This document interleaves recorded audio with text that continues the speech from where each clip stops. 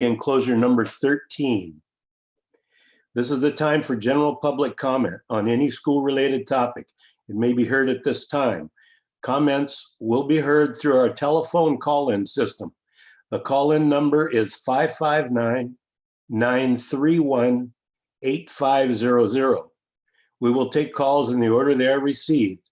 The board asks that any public comment on an item listed on tonight's agenda be addressed at the time the item comes up for discussion by the board. Pursuant to board policy, the board may limit individual comments to no more than 3 minutes and individual topics to 20 minutes. Please begin your comments by stating your first and last name. And as I get into the agenda items that will be asking for public comment, I will offer the number each time, and I'll give it to you one more time, 559-931-8500.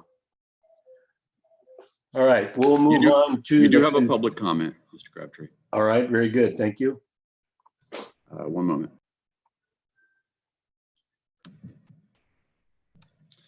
Caller, please go ahead and begin by stating your name. Hi, I'm Scott Harris, and I picked up my fourth grade student's project today. Thank you for doing that. And I'm just wondering what you guys think about that. His science project was consisted of making a paper airplane, and for the rest of this, I guess the semester. So the packet is just about making a paper airplane. I think it's about 7 pages long or so, and several of those are blank pages, and a couple of those pages are how to fold a paper airplane. So I'm just wondering what you guys think about that as a competitive education for these kids. And if you don't think it's okay, can you give me suggestions on how I can supplement that? Well, we won't be able to comment on it right now, but we'll certainly look into it. And I'll have somebody, I hope, that can give you a call here later on. If you could, Chuck, could you get his number? I sure will. Thank you. Is there any other public comment?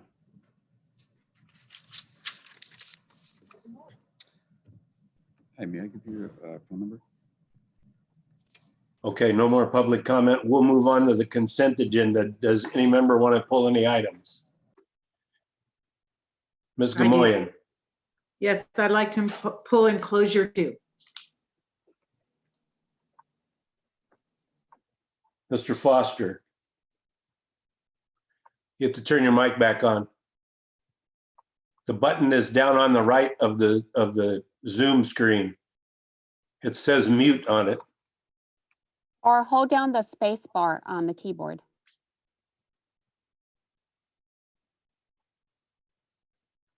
All right, I guess we'll move on. Any other board members want to pull any items? Do I have a motion to accept the remainder of the agenda items? I have a motion by Mrs. Naylor, second by Dr. Vasquez. All in favor, show of hands. The hands show unanimous. It shows 6 in favor. Mr. Foster is missing from the screen. President Crabtree? Yes. We do need a roll call vote, please. Okay. Mrs. Naylor. Yes. Mr. Guerrero. Yes. Dr. Vasquez. Yes. Ms. Gamoyan. Yes. And John Crabtree votes yes. Mr. Foster, you in favor? Okay, then it's unanimous. We still have the student representative. Oh, yes. I'm sorry. How do you vote? Yes. In favor. There you go. So now we're unanimous, plus the student rep. Raise my hand. And your mic is on now, Mr. Foster. So. Okay. Enclosure number 6, please. I'm sorry. Well, it's been voted on now. Oh, okay. Sorry. That's okay. That's all right. I'll ask questions later. I have asked questions. Ms. Gamoyan, number 2. Yes, that is the contract with the law firm I would like to pull that and get several questions answered before we vote on this contract. Is that a motion? Yes, I'd like to make a motion to table this till we get our questions answered and look at it again at the next board meeting. I have a motion by Ms. Gamoyen, a second by Mrs. Naylor. All in favor? Mrs. Naylor, what's your vote? Yes. Mr. Fulmer?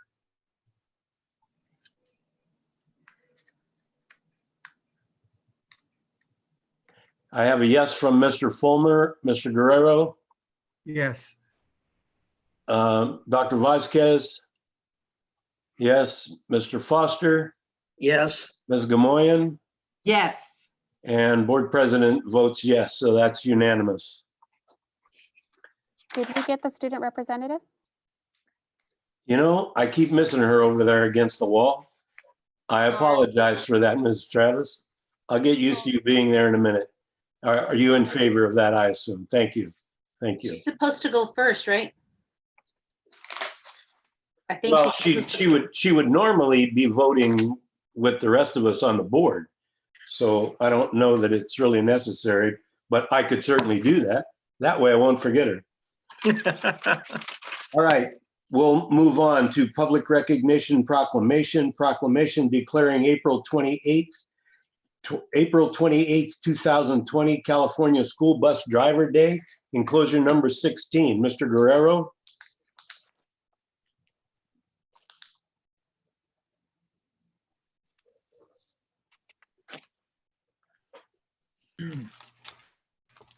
Whereas the school bus drivers are deserving of special recognition and the highest commendation, and whereas the safety of our children rests in the hands of trained school bus drivers for up to 6 to 7 hours each day, and whereas personal time and energy are expended by school bus drivers in their initial training, maintaining current licenses and special certificates, perfecting their drive skills, and accruing added knowledge of first aid and school bus laws and regulations through continuing education classes.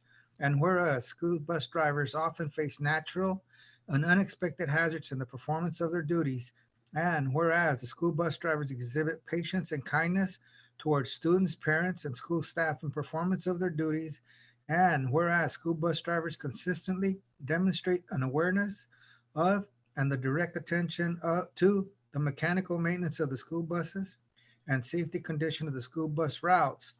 And whereas many school bus drivers perform their services for thousands and thousands of accident-free miles year after year, now therefore be it resolved that April 28, 2020 is hereby proclaimed as School Bus Driver Day in honor of the outstanding contributions and excellent services provided by the school drivers to our youth and the Visalia community.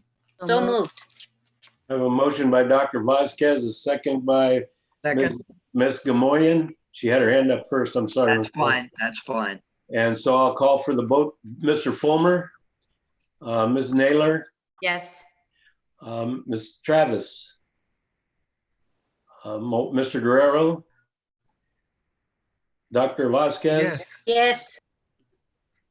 Ms. Gamoyen, yes, and Mr. Foster. Yes, I have a unanimous vote. I would like to go back to the first set of agenda items and confirm that Mr. Fulmer voted for that for the remainder of the consent agenda. Did you vote in favor, Mr. Fulmer? Okay, thank you. Dr. Ravelin? Moment, because we're honoring the bus drivers. Normally, we would have an event and invite you to that event, but due to social distancing, we're not able to do that. But I want to take this time to thank them. They've been an integral part of delivering curriculum and meals in our rural areas, and they've done a fantastic job stepping up and helping out. Dr. Ravelin, we're getting some feedback from somebody, I think, in the room, and you're breaking up a bit. So maybe you could find out what that is. Dr. Vasquez. I'm just suggesting, since we can't go to an event, maybe we could all do the wave or something for our bus drivers. Everybody, hey, woo! yeah. All right. Moving on, enclosure number 17, Visalia Partners in Education, VPI, the annual report. Dr. Pariseau.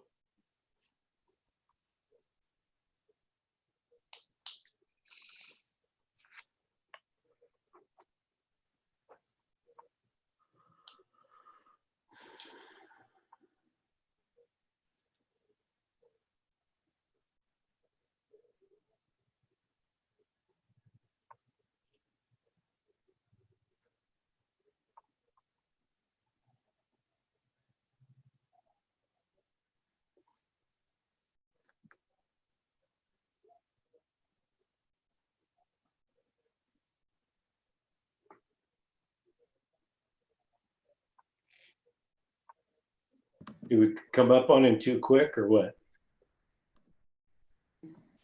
We're just having a little technical issue with sharing the screen. So the presentation's up. So Mr. Boone's working on that. And as soon as he gets it up, we'll continue on. Thank you. You're welcome.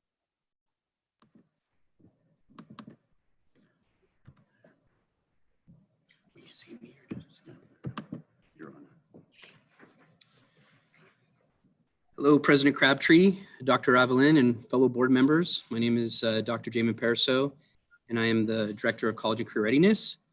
And I know this has been a difficult time for people in the community and people that work for our district with the COVID-19 issues, and it's definitely wreaked havoc with our CTE programs and the ability to do a lot of the hands-on learning. But I do have great pleasure to present our annual report regarding our VPI, Visalia Partners in Education program we have, and our advisory committee and the work that they do. And so I will begin my presentation here.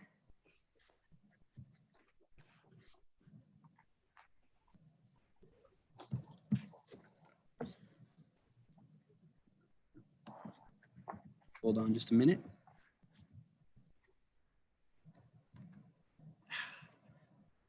There we go. Look at that. So just a quick, very brief history.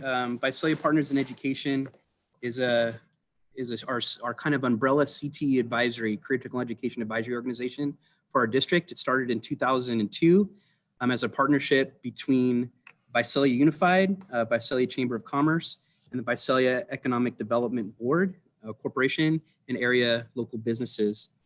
There was an initial investment of $300,000 to support CTE, half of which was from the VUSD General Fund, and the other half was in-kind or monetary support from the business community within Visalia, with the general idea and purpose to improve, enhance, and enrich our CTE programs. Today, that goal has not changed. We have currently 18 industry partners that participate in our VPI advisory. We meet every other month, about 5 times a year, and the focus has remained the same: to improve, enhance, and enrich CTE and linked learning programs. Also to support work-based learning activities. We currently in the district have 45 pathways and 8 linked learning academies. We also want to bridge the gap between education and industry to bring the educational programs in alignment with industry standard as much as feasibly possible. We also promote CTE and linked learning throughout the community through our VPI organization, and we utilize through that organization to recruit industry partners to serve on other various advisory committees we have and to provide work-based learning opportunities for our students. So here is a brief kind of a diagram of our structure. So VPI, or Visalia Partners Education, is our umbrella district level advisory.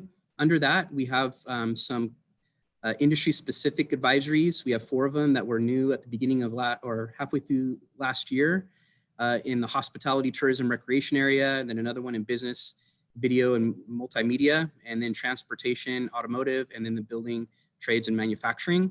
And then we have site level advisories. In the blue, you could see your ag-based ones at each of the comprehensive high schools. VTech has a few ag advisories within their school. And then we have 8 linked learning academy advisories at each of the schools that have those academies.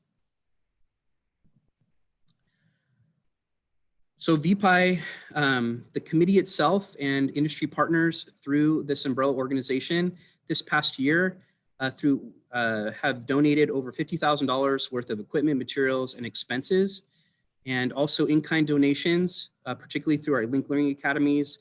We have logged over 16,000 hours of industry partner time and commitments to our district and to our students through work-based learning events and activities, which equates to about $640,000.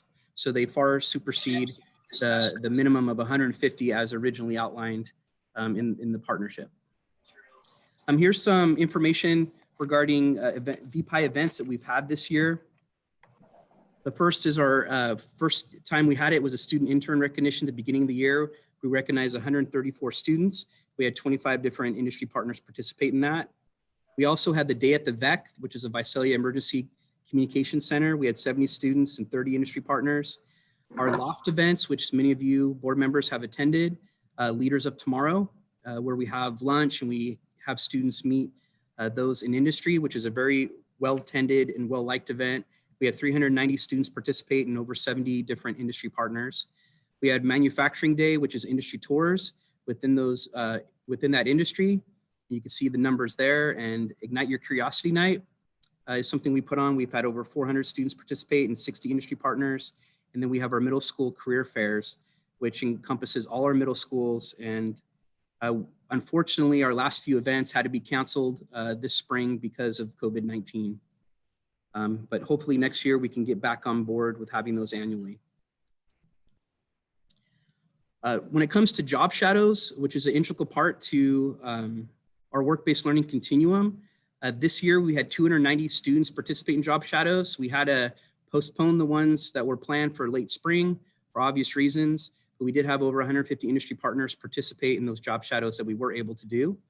Our Link Learning internships this past summer in 2019, we had 155 students complete summer internships, 145 successfully. 10 of them had other commitments that limited their ability to complete their internships, but that's a pretty good success rate. This year, when it comes to summer internships, so usually we have a number of how many students have signed up, but for obvious reasons, that is in limbo currently. Also with CTE related internships, which is your medical assistant, nursing assistant, pharmacy tech, automotive, we've had 90 students in the fall that were involved in internships in those programs throughout the district.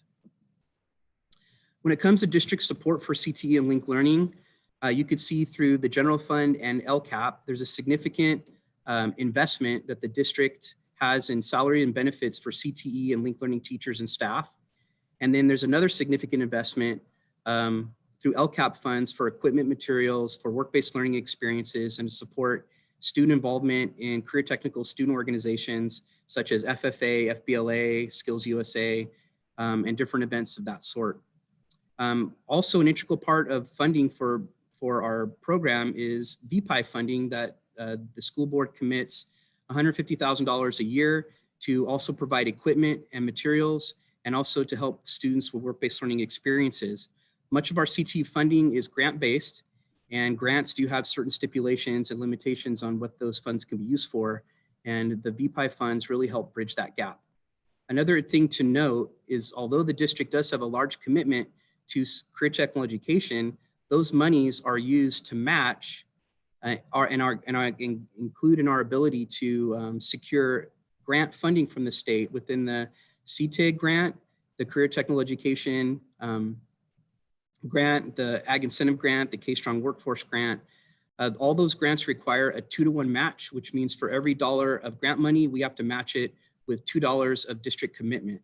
And so if we want to increase our ability to get more grant money, we also have to commit to district funds for those programs. And a large amount of that commitment is through funding of those teachers, the CTE teachers throughout the district, and staff for those. So very appreciative of that, but it's an integral part in being able to fund and run our programs. VPI funding will always kind of what we focus on, and we'll continue to support and expand our Link Learning and CTE work-based learning activities and internships, to develop and foster our CTE and Link Learning culture through student recognition programs, to support and expand leadership and employability skill development, to create partnerships for project-based learning activities, and to develop highly effective CTE advisory committees, and to develop and expand certifications and dual or concurrent enrollment opportunities for our students. And that is our kind of our goals and our projects moving forward. And VPI as a advisory committee, and the funding really helps move us forward in that direction. So our recommendation this evening is to continue to fund VPI and the USD CT and linked learning programs in the consistent amount of $150,000 for the 2020-2021 school year. So are there any questions? Thank you, Dr. Pariseau. I'd like to give the number again for public comment. I should have done it earlier. I apologize. The number is 559-931-8500. And while we're waiting for any public comment on this item, I'll go ahead and recognize the board for questions. Dr. Vasquez. Thank you, President Crabtree. Dr. Pariseau, if you could go back, I actually snapped a screenshot of your list of funding there that comes from the district. If you could go back to that slide, please. Right, yeah, there you go. So when you started the presentation, you started with 150,000. What you're asking for today, what's listed here is general fund, and what you started with as the match 50-50, and then you went on to show us, the 6,400. That's the in-kind stuff. Oh, do you want me to go back further? No. This is good. I just want to make sure that I understand that you started with. We started the whole thing with 150, and the match was 150, and then today you're asking us to continue that 150. But on this slide here, that's that same 150,000 that we're talking about there from the general fund. Is that correct? Yeah, that's correct. Okay, yeah. So in addition to the 150 that you're asking today, we are still putting in teachers and materials and LCUP funds and all that other stuff. And then you alluded to the supplemental and the matching funds for the grant funding, but I don't see the grant funding anywhere or any accounting of the CET funding, or just to see how much we're getting from other places. And I would like to see that as well.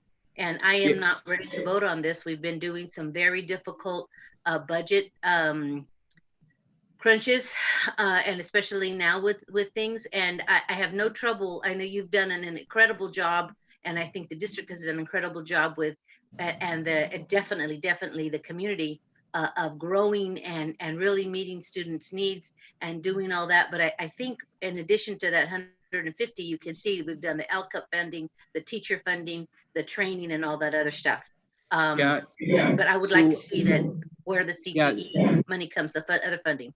Each of those grants, when they come up, they go up for board approval. So when it comes to Perkins, when it comes to CTIG, Ag Incentive, or K-Strong Workforce, whenever those grants come up every year and we receive those grants, those are brought up for board approval, but I can provide you those numbers if you would like them. I can give them to Tamara to email out to every board member to see what we are currently getting in those grants, and then what we're projected to get for next year once we receive some of that information. Well, my point is that you're showing us everything that we're giving you, but I don't see a good accounting, and I'm sure they come up and we do them, but this is a summary of everything. I would have really liked to have seen, when you talk about all these ones that we're matching, how much money is coming in from other places. And with the one that you showed before, I understood that it was the community and their in-kind hours and their time, which is certainly valuable.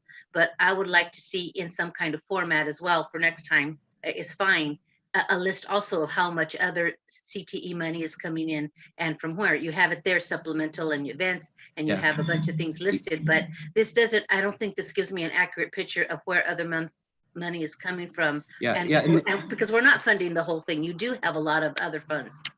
Yeah, and this presentation in itself is the annual Visalia Partners in Education presentation. It's not the overall CTE presentation that we usually do in the fall, which we account for all that information.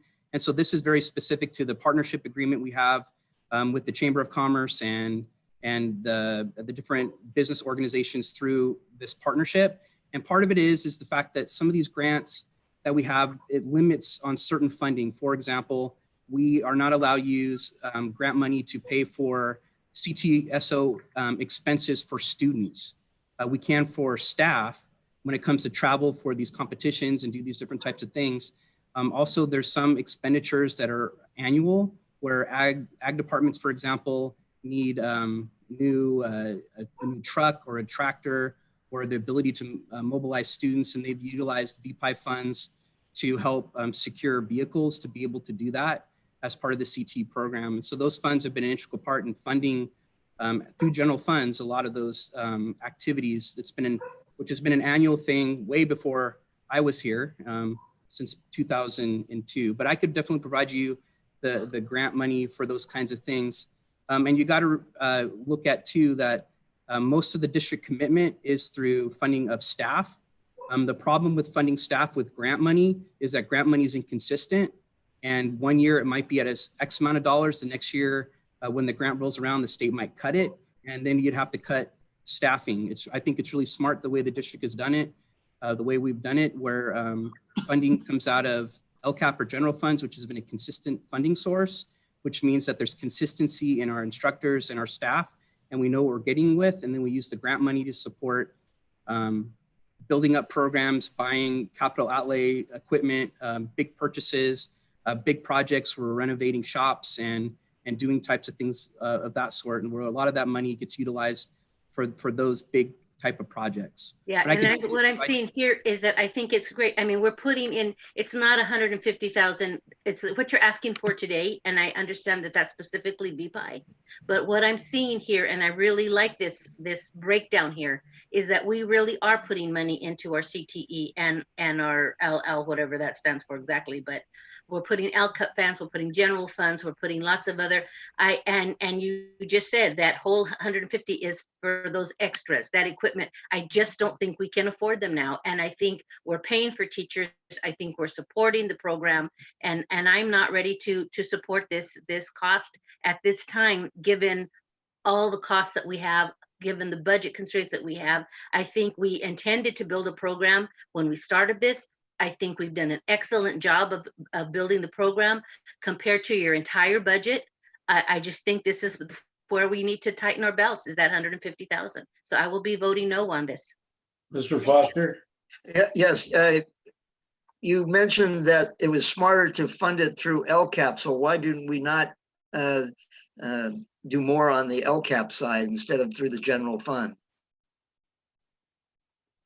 I'm not sure exactly on why that is. I know the LCAP, the last board meeting, the LCAP funding for Linked Learning Academies was cut.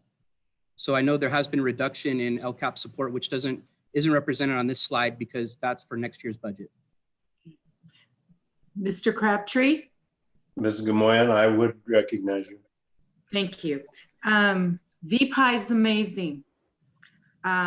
What they've done throughout the years supporting our CTE programs, I'm not willing to cut that at all. We need that tie with our community. Matt Seals at these meetings has been amazing, getting internships for our kids.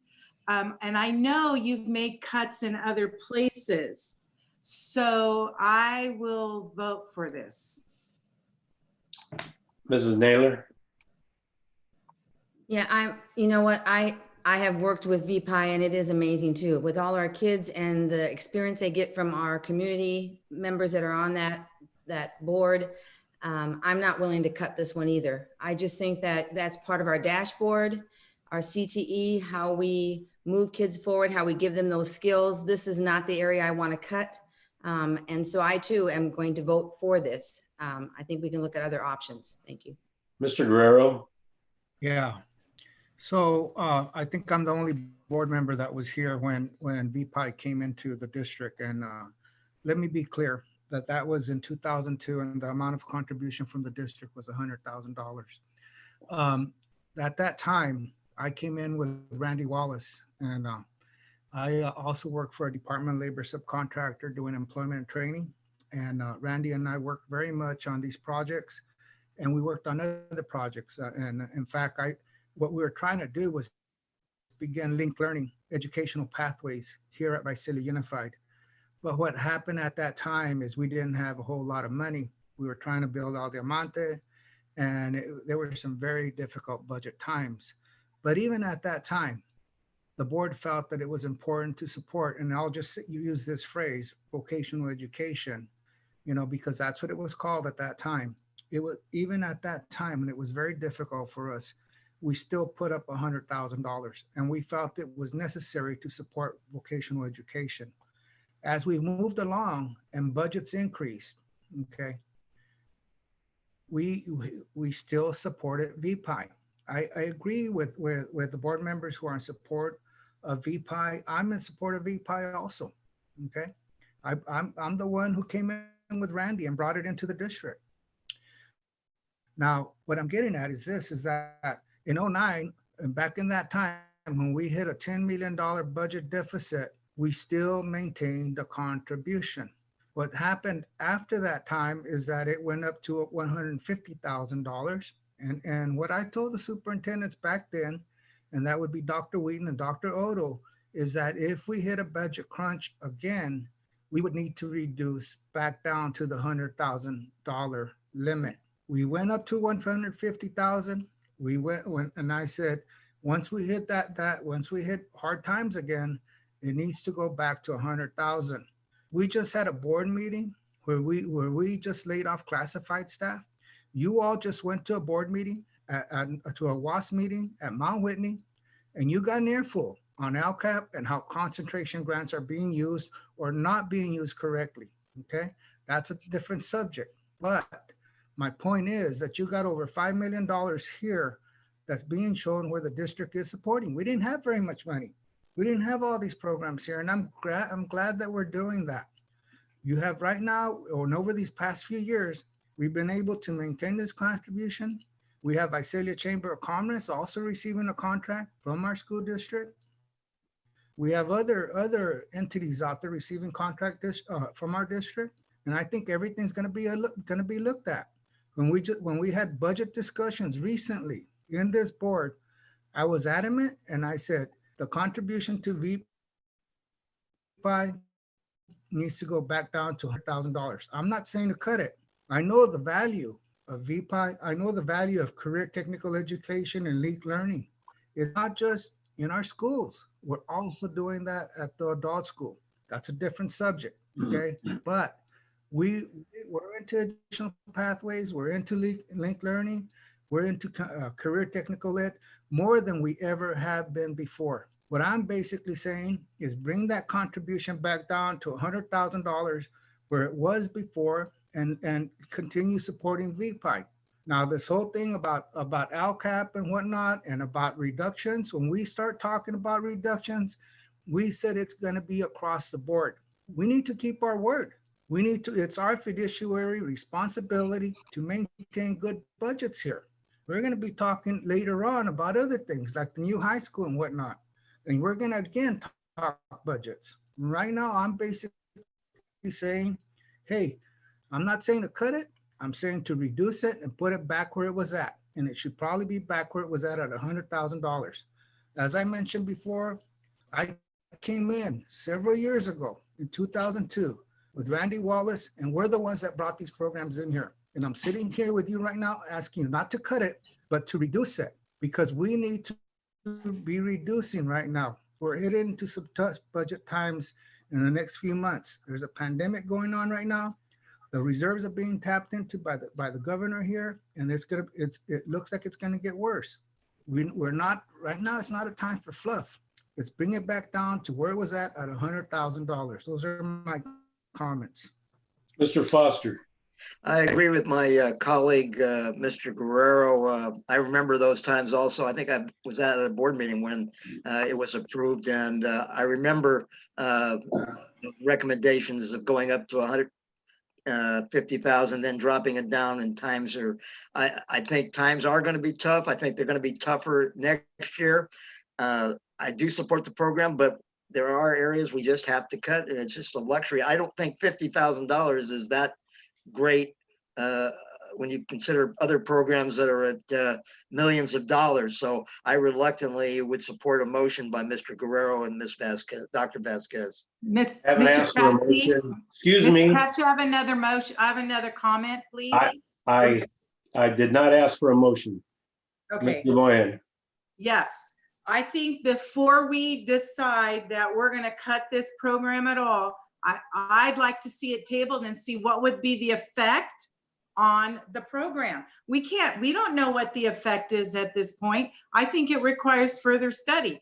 And so I'm not ready to cut it. And so I would, if it's time, like to make a No, motion. to table it. No, I have some comments. okay, good. Two things come to mind for me is back in '02, $100,000 is not what it is today. It may not be 50%, but it probably likely could be 20% more, or maybe even larger. I would also suggest that the number of people who, including companies and those who sit on that VPI board, give us very valuable input to running this program and how to stay connected to the industry. And I think that alone is worth $50,000 very easily. I think it's a necessary program. Mr. Fulmer. You have to turn on your mic.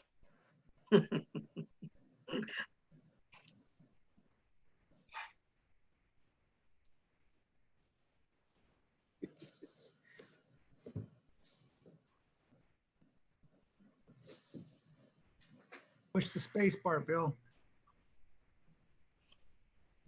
Okay, I think I got it. Okay, this is basically, I'm saying me too, but $150,000 18 years later is probably less than the $100,000 we originally put into it.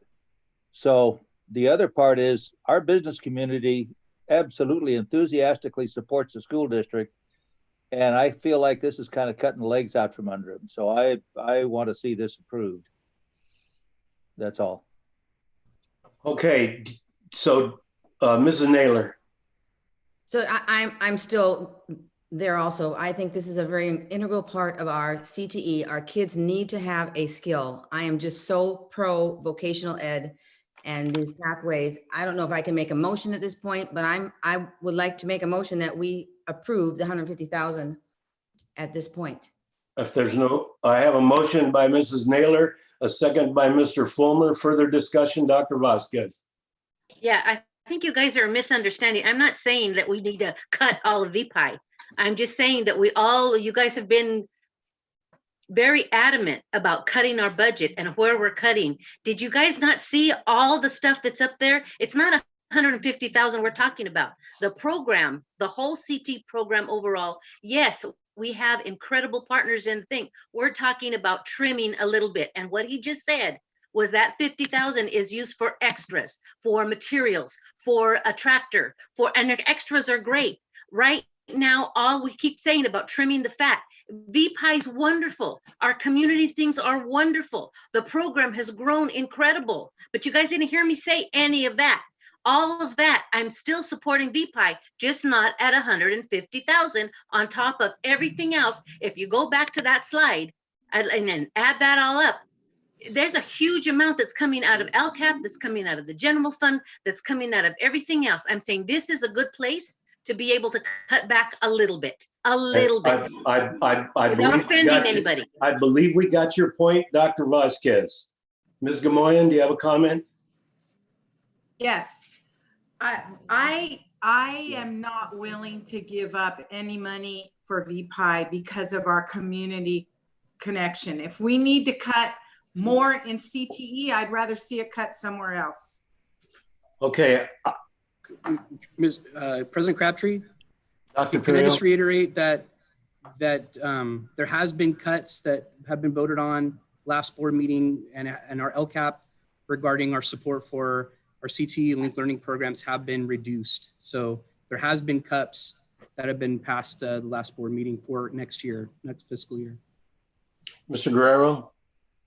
I'll support it at 100,000, but not at 150,000. All right, I have a motion. There's a Mrs. public Naylor. comment request. Who has a comment?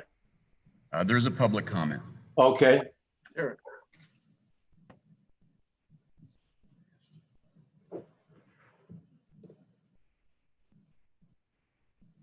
Hello? Okay, in just a moment, go ahead and begin speaking by announcing your name. Go ahead, caller. Go ahead. Can I go? Yes, please proceed. Hello, board members. Hello, superintendent, assistant superintendent. Thank you for hearing me tonight. This is John Kuhn from Redwood High School, and I wanted to have a brief public comment on VPI. What I wanted to say was that I too was in the room in 2002 with Russ Bassett and board member Guerrero and all the good folks that were there that night when we started this deal. And the VPI deal has been absolutely extraordinary for us, not only for dollars in the classroom, but the connections that we have when we meet together with all the wonderful people in our community.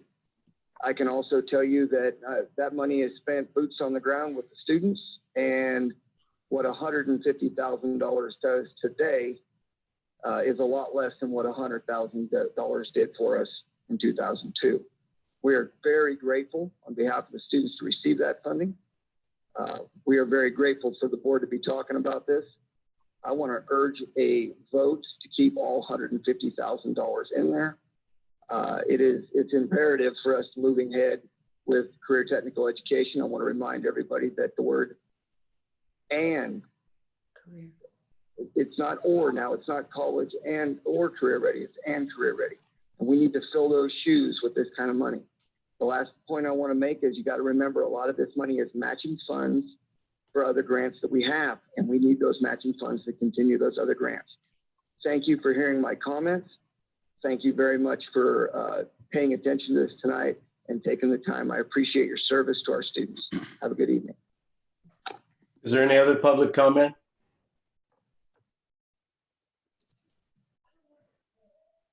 There is not. Okay, I have a motion. Did you have something, Bill, Mr. Fulmer? If you already got a motion, I'll second it. I have a motion by Mrs. Naylor, a second by Mr. Fulmer. Ms. Vasquez. Can you just please repeat exactly what the motion is, please? The motion is to accept going forward with the 150,000 requested by the agenda item. Thank you. So I have a motion by Mrs. Naylor, second by Mr. Fulmer. Mr. Fulmer, your vote is in favor? Yes. Mrs. Naylor, your vote? Yes. Mr. Guerrero, your vote? No, not at this time. Not at 150, 100,000, yes, but not at 100. Dr. Vasquez, your vote? No. Dr. Gamoyan? Dr. Gamoyan, I'm sorry. I'm promoting you. Ms. Gamoyan? Yes. Mr. Foster, are you there? I have Mr. Foster. Mr. Foster, what is your vote? My vote would be no. And my vote is yes. So the motion carries. Did you get that, the vote on that? Student rep. And the student, oh, she's not there now. Is the student rep want to vote if she's there? Okay, she must be, oh, there she is. Mrs. Travis, did you hear the motion? She can't hear us. She's on mute on the screen. So we'll okay, that looked to me as in favor of moving forward with the program. Okay, so I have a no by Mr. Guerrero, a no by Ms. Vasquez, and a no by Mr. Foster. The rest of the members are in favor, so the motion passes. All right, we'll move on to enclosure number 18.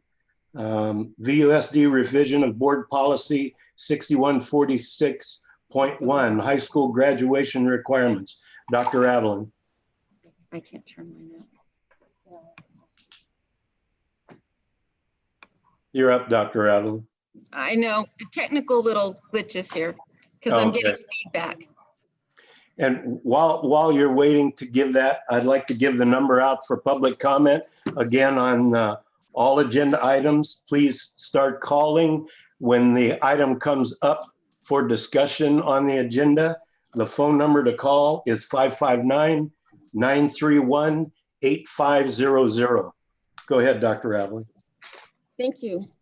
Board Member Crabtree, members of the board. Tonight we bring before you a slight change that we'd like to ask for our high school graduation requirements for this school year only. Our ed code and our board policy already allows for many categories of students such as foster youth, juvenile court students who transfer in, children of military families, migrant students, and newly arrived immigrants under certain circumstances. They are allowed to graduate from high school with the state of California high school graduation requirements and not the Visalia Unified high school graduation requirements, which are a little bit more extensive, require an additional year of English and health, as well as elective units. Due to the situation we find ourselves in with the COVID-19 and not having schools open, it is very difficult for our students at Sequoia and Creekside to be able to complete their elective units and all of their requirements. So as we have in exemptions in those other categories, for this school year only, we'd like to ask you to allow us to modify the board policy to allow the students from Sequoia and Creekside to use the state high school graduation requirements. Do you have any public comment on this, Mr. Boone? There are no comments at this time. Board member comments, Dr. Vasquez? Thank you, President Crabtree. Dr. Reveline, how does this affect VTech or VCIS? Yes, at this time, we're not asking for an exemption for VTech or VCIS. VTech is standard curriculum, so. I'm sorry, I can't hear you well. Okay, let me try to turn my volume up louder. That's better. We'll try this. VTech and VCIS are not included in this. VTech follows our general standard curriculum from the district, and so they still have the opportunity to complete all of their units. VCIS has continued on with their independent study work using the packets that they already used for their students. So they offer elective courses and such and all the regular courses in that manner. This is just Sequoia and Creekside. Thank you. Any other board comments? Do I have a motion to accept the one-year term? So moved. I have a motion by Mr. Fulmer, second by Dr. Vasquez. I'll call for the vote. Mr. Fulmer, your vote is a yes. Mrs. Naylor? Yes. Mr. Guerrero? Yes. Dr. Vasquez? Yes. Ms. Gamoyen? Yes. And Ms. Travis is in favor, and Mr. Foster is a thumbs up, Yes. and John Crabtree is also in favor. So it's unanimous. Okay. This is the time for board member reports. Besides COVID-19 reports, we'll take anything else. Is there any member, I'll ask it that way, who has anything that they would like to share? Mr. Foster. Can you hear me, President? Yes. Okay, first I'd like to welcome our new student representative, Ms. Travis. You're joining a family. Please give us your comments. We really want to hear it in these unprecedented times, what students are thinking about. So please feel free to comment. I actually watched today the Visadero food distribution. The lines were long, but I will say that the distribution was orderly, and I want to thank the public for their patience. I know the line was long. I watched it. It went all the way from Tulare Avenue all the way to basically Walnut. I also want to thank our classified staff who are performing admirably to get out this food. Lastly, I have been informed we are being watched by more people than have ever watched school board meetings in the past. I think I want you to know that we think your children are valuable people, assets, and we hope you continue to watch our school board meetings. When you have a strong citizen participation, you'll have a better school board. Also, in my employment as a postal employee, I come across a lot of people. Most of them are moms working in dental offices or medical offices. And I want you to know that they are watching us in particular our superintendent. The comments that I've received about our superintendent is that she's caring, she's informed, and that she's transparent. I just want you to know that you're discovering what we as a board have already known. And that's why I feel the most respected and trusted public official in our town is our own Superintendent Tamara Raveling. Thank you, Mr. President. Any other board members like to give a report? Dr. Vasquez?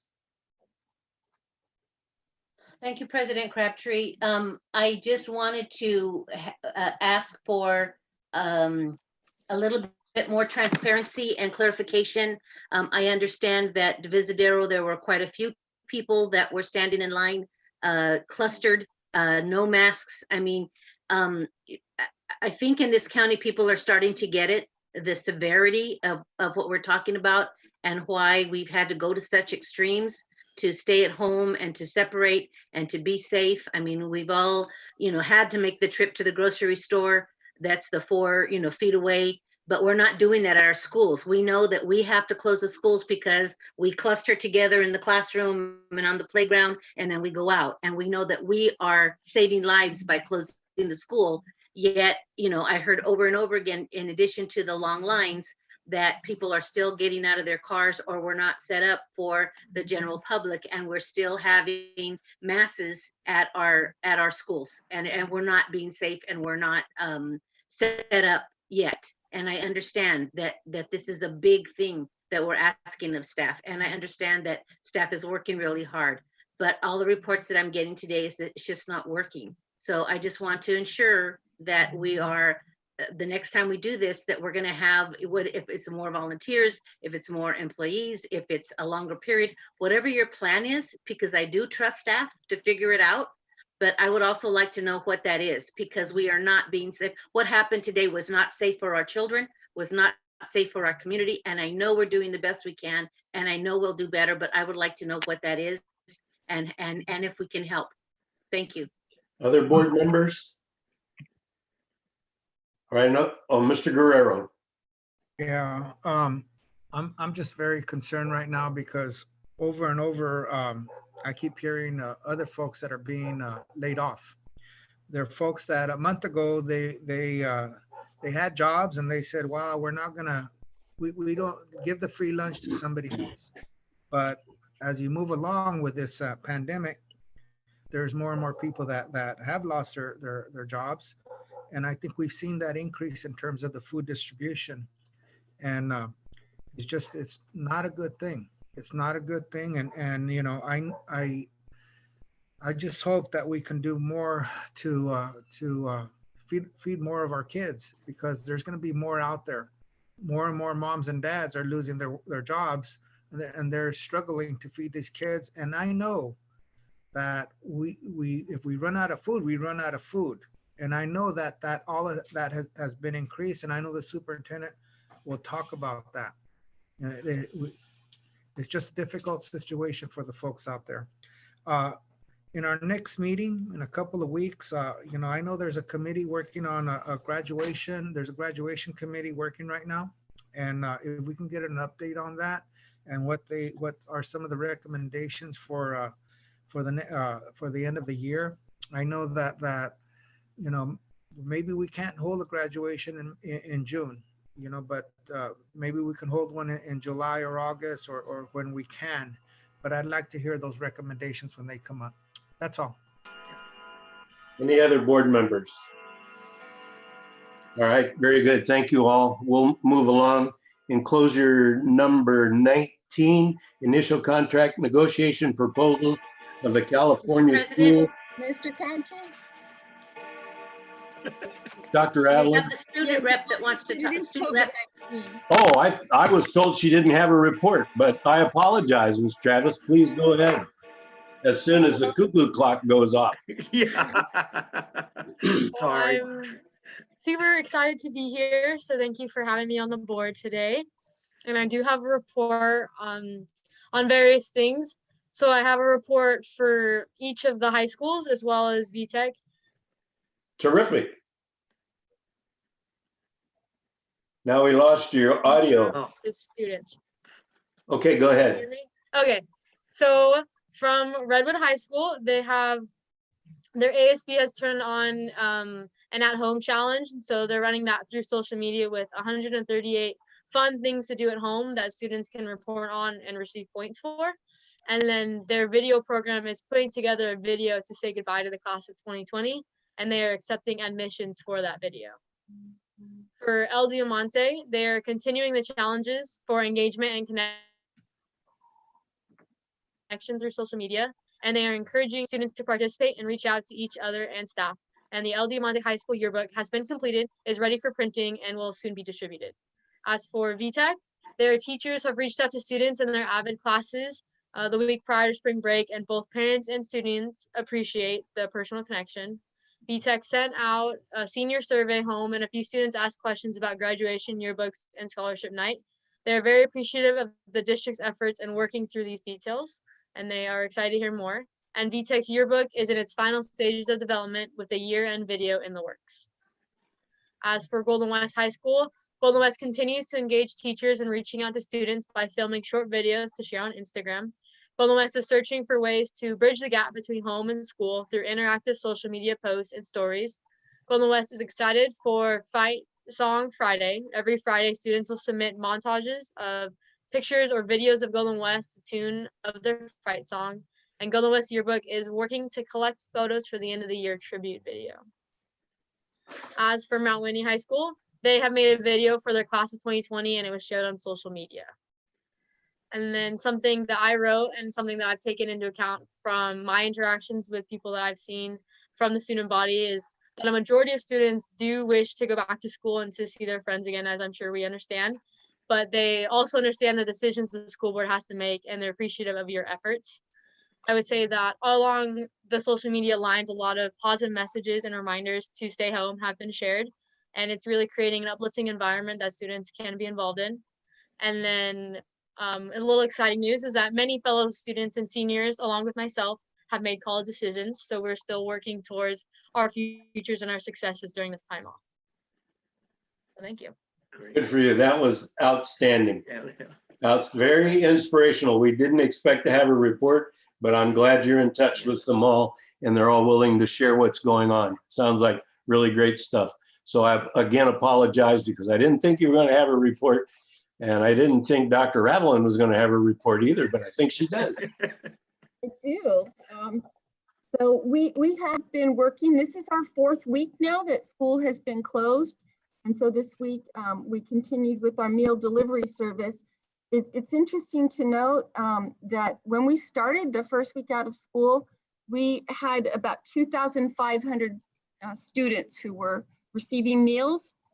Last week we had 6,600, and we knew that there was going to be more, so we added 900 more this week to serve 7,500 students. That is giving those children breakfast and lunch for the entire week, and still it wasn't enough. We still had shortages at many of our sites, and so that is horribly disheartening and distressing to us, because we're trying to do the best we can to serve our families, and yet we sometimes run out of food at certain places. One thing that we need to think about is the meals have to be placed, the orders for the food for which we're in competition with other districts have to be placed several weeks in advance. And the need is outpacing the amount of food that we're able to secure. Next week, we'll be adding another 500, and the week after that, another 1,000. But depending on the economy, and as Mr. Guerrero indicated earlier, depending on the number of layoffs, we don't know if that will be enough. So we're ordering more every week and putting together more meal packets for our students. All of us are heartbroken when we run out of food.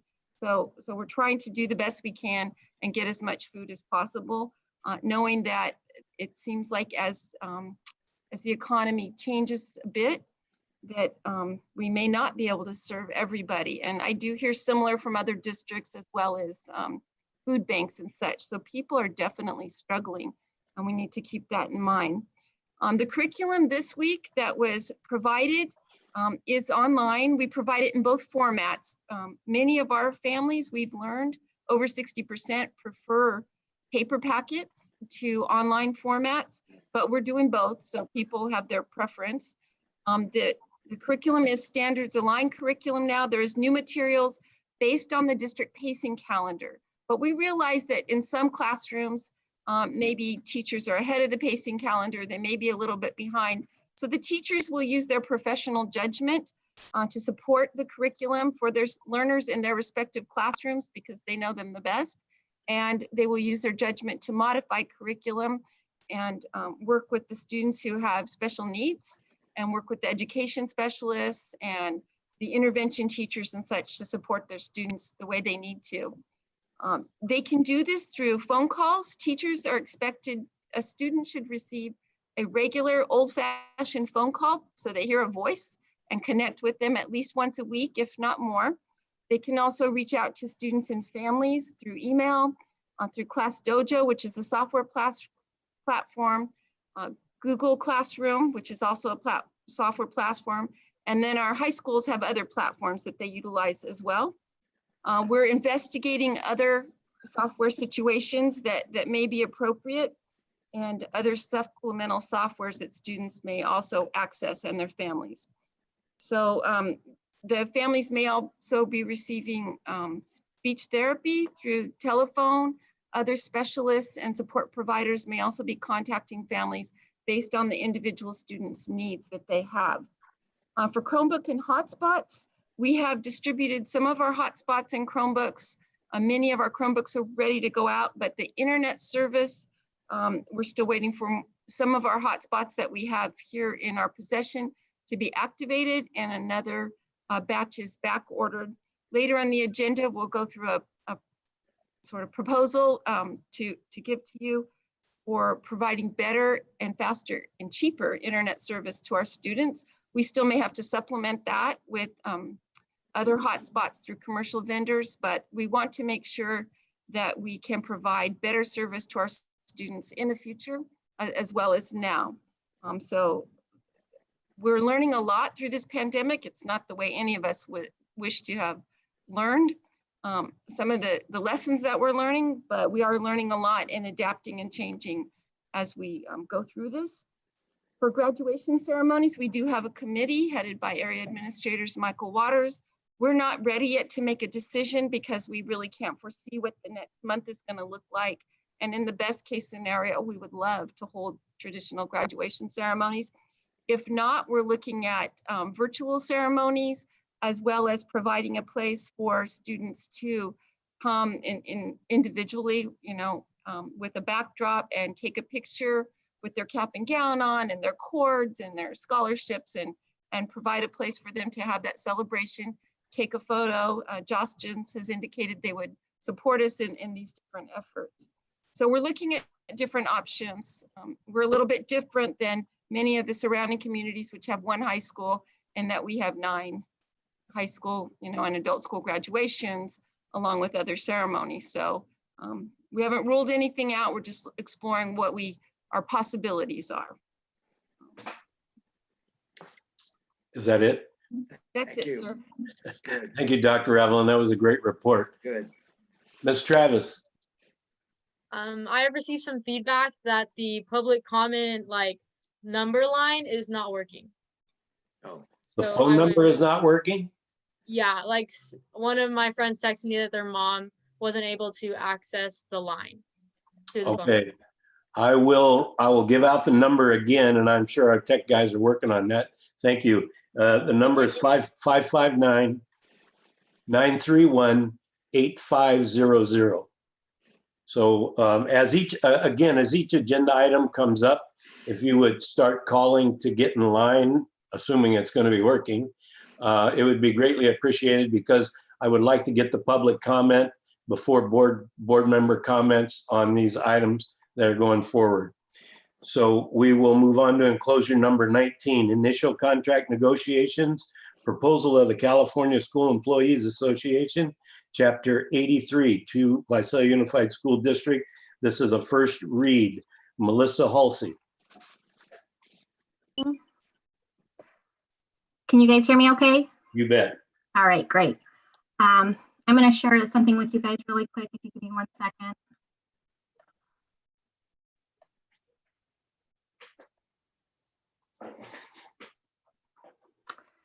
So good evening, Board President Crabtree, members of the board, and Dr. Raveline. My name is Melissa Halsey, and I am the Chief Negotiator for CSEA Chapter 83. Today, CSEA Chapter 83 has 1,647 members, and as the Chief Negotiator, I am representing our sunshine for the remaining 1,567 who will see the effects of these contract changes for the 2021 school year. Normally, our membership would be with me standing before you in our boardroom, but as we all know, due to COVID-19, the inability for the public or VUSD employees to physically attend board meetings is not something that we can do. So instead, I'll share the faces of CSEA members, families, and teams that I'm going to negotiate on behalf of. CSEA and Chapter 83 seek to open the following articles. We're going to open up Article 9, hours and overtime. That would include Article 9.4 for lunch periods, Article 9.7 for comp time, Article 9.12 for overtime and equal distribution, Article 9.19 for the summer schedule, while all other languages of the article will remain status quo. We seek to open Article 10, health and welfare benefits. We ask the district shall provide the full increased cost of current health and welfare benefits for all eligible employees and their dependents. This includes Article 10.1, the school district plan for CISC, Article 10.2, eligible full-time bargaining unit members, and Article 10.9, we'd like to discuss property damage. All other language of the article will remain status quo. Article 13, we'd like to open for salary. CSEA seeks a fair and equitable salary increase of 1.9% plus the state-funded COLA. If the state funds the COLA at 2%, then CSEA is proposing that the CSEA represented classified employees receive a 3.9% increase. CSEA seeks to add that bargaining unit members may opt in or out of 12 equal installments through a pay deferral process that has been negotiated and agreed to between CSEA and the district. All other articles and/or language not specifically listed will remain status quo. And then the district and CSEA have mutually agreed that we'd like to open and negotiate the language of any article impacted by AB 1353, classified employees probationary period. All right, thank you. Is there any board member comments? All right, we'll move on to enclosure number 20, VUSD interest, classified negotiations. Kristen John. Corliss. John, I've been, Mr. Guerrero. yeah. One of the, and Ms. Halsey, I like your presentation. I was trying to read the articles over here and keep up with those pictures. Beautiful pictures, and great employees. One of the things that I would like from our district, and I'm not sure if it would be Mr. Graber or Dee Dee, but whoever can, I'd like for them to explain last year's COLA. It appears that the local newspaper made an error in their presentation or in their article after the last board meeting. I recall reading that the teachers got their COLA and the CSEA did not get a COLA. I know that's incorrect. And if we could have our staff give us a review and let us know what the COLA was last year. On top of that, the press also stated that the teachers received a 1.7 for wage comparability. And I think I'd like to also hear from the admin staff in terms of the amount of wage comparability funds that were given to CSEA. And I believe that was $900,000 over 3 years. And the final $300,000 is going to be in this next coming year. And that's going to be for the trades. So Mr. Superintendent, can we have one of our administrators give us some information there? Did you have a comment, Ms. Somavia? I would just like to provide information that Mr. Guerrero was asking for. Am I good to go ahead? Yes, you are.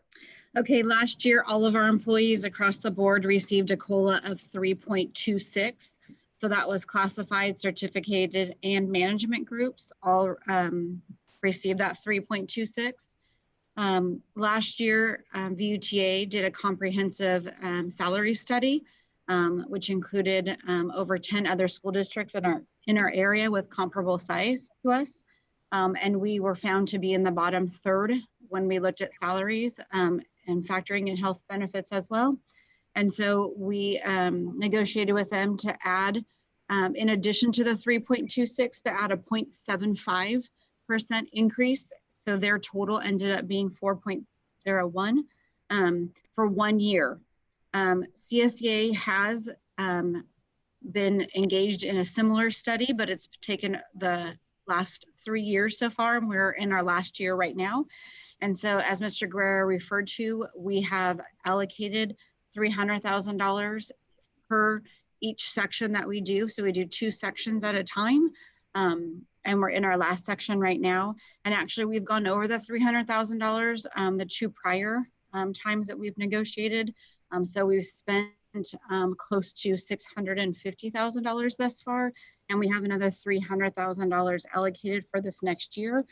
In total, we've already given what would be in total of 1.25 extra percent for classified overall when we look at that study.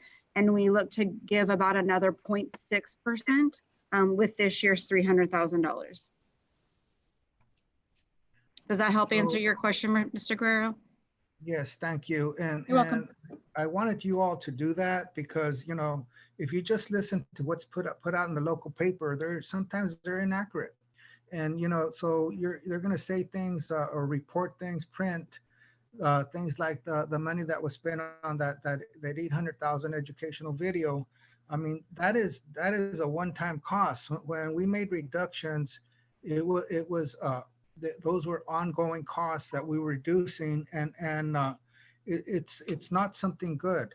It's not something good. And as a board, I know the whole board asked that our board president request that what we do is folks that were being affected by a layoff, that we worked as hard as we can to find spots for them in the district. It has been my experience over the years to know that there's a turnover rate that happens every year. And you know, and it appears that I'm hoping that most of the staff that received that notice or those notices could find a place within the district. And I'm hoping that our school district is working to find jobs for those folks within the district. Okay, so what I'm getting at basically is that there was a tough decision that was made in terms of our budget, and we didn't want to make that decision, but we cannot be kicking the can down the road. My concern is that right now we're looking at this pandemic. We're looking at the state of California using their reserves, using their funds. And I just don't see that we're going to have any COLA this next coming year. In fact, my biggest concern right now is in the area of health. Now, Dee, I'm going to ask you a question. What are you hearing in terms of health? Is, you know, or better yet, if we get a health increase, you know, because we've been flat in terms of health, but if we get a 1% increase on health, what does that 1% increase equate to? I don't know what a 1% increase relates to, but we're looking at a considerable larger increase than 1% this next year, and talking to Buckman Mitchell, who handles our benefits for us. So we're looking at close to a 5% increase overall in health benefits for this coming year. And that is my concern. And that's why earlier in the evening, we're voting on something like VPI. Oh, and I love VPI and I support it. I just didn't want to support it at that level. But right now, what we're looking at a possible recession coming along. We're looking at taking more hits in terms of the budget. And I'm just very concerned. And I just want to make sure that I just want the folks to know that what they read in the press was inaccurate. And I wanted them to know what the real COLAs were for this last year and what's being done. And you know, we just need to be clear about that. I don't have a crystal ball. I don't think the board has a crystal ball. and we just don't know what's ahead in the next month or 2 or 3, so let's see what happens when the May revise comes in from the governor. Thank you. Mr. Guerrero, sorry, Mr. Hernandez let me know that a 1% increase in health benefits equals about $400,000. Okay, thank you. You're welcome. Dr. Vasquez, did you have a comment? Any other board member comments? Do I have a public comment? All right, No now we'll public move on to include. Who's talking? We'll move on to enclosure number 20, VUSD interest for 2020-21 classified negotiation. First read, Kristen Corliss. Good evening. Excuse me, there is a public comment. Okay. Okay.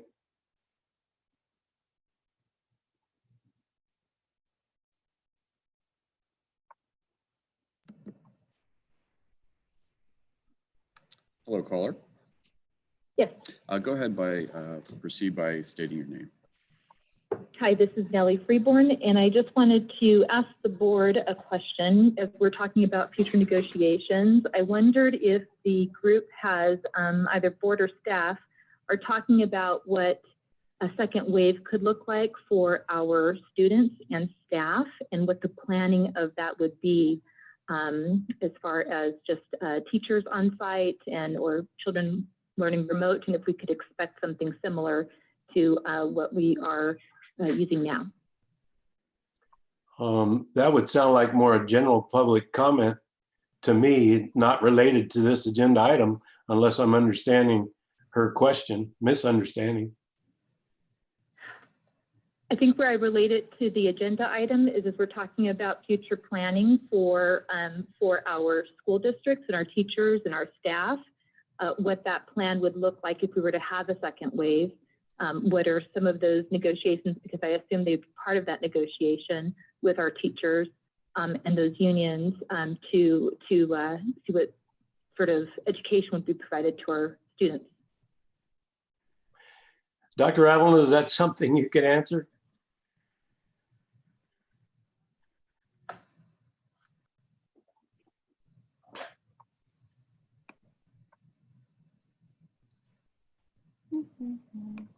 Give me a minute. Geez, that's okay.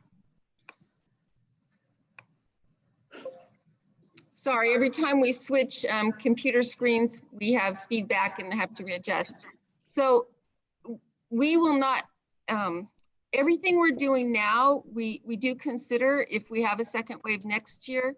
However, this is in pertaining to CSEA negotiations, not the teachers, or not planning for another pandemic. I'm sorry, I can't hear her. But maybe Chuck, could you get her name and number and I'll call her? No, I can hear you now. Yeah, the item that we're discussing in front of the board is related to classified negotiations. I'm not sure if you're interested in that. Your comment doesn't seem to be about that.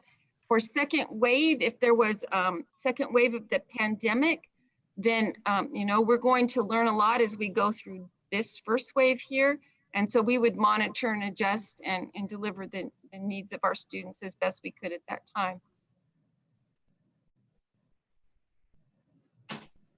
So I think that my question is with regard to current negotiations, is that being talked about right now, planned about right now, so that should we go into contingency and have a second wave, those negotiations have already taken place and there's no lag time? That was my question.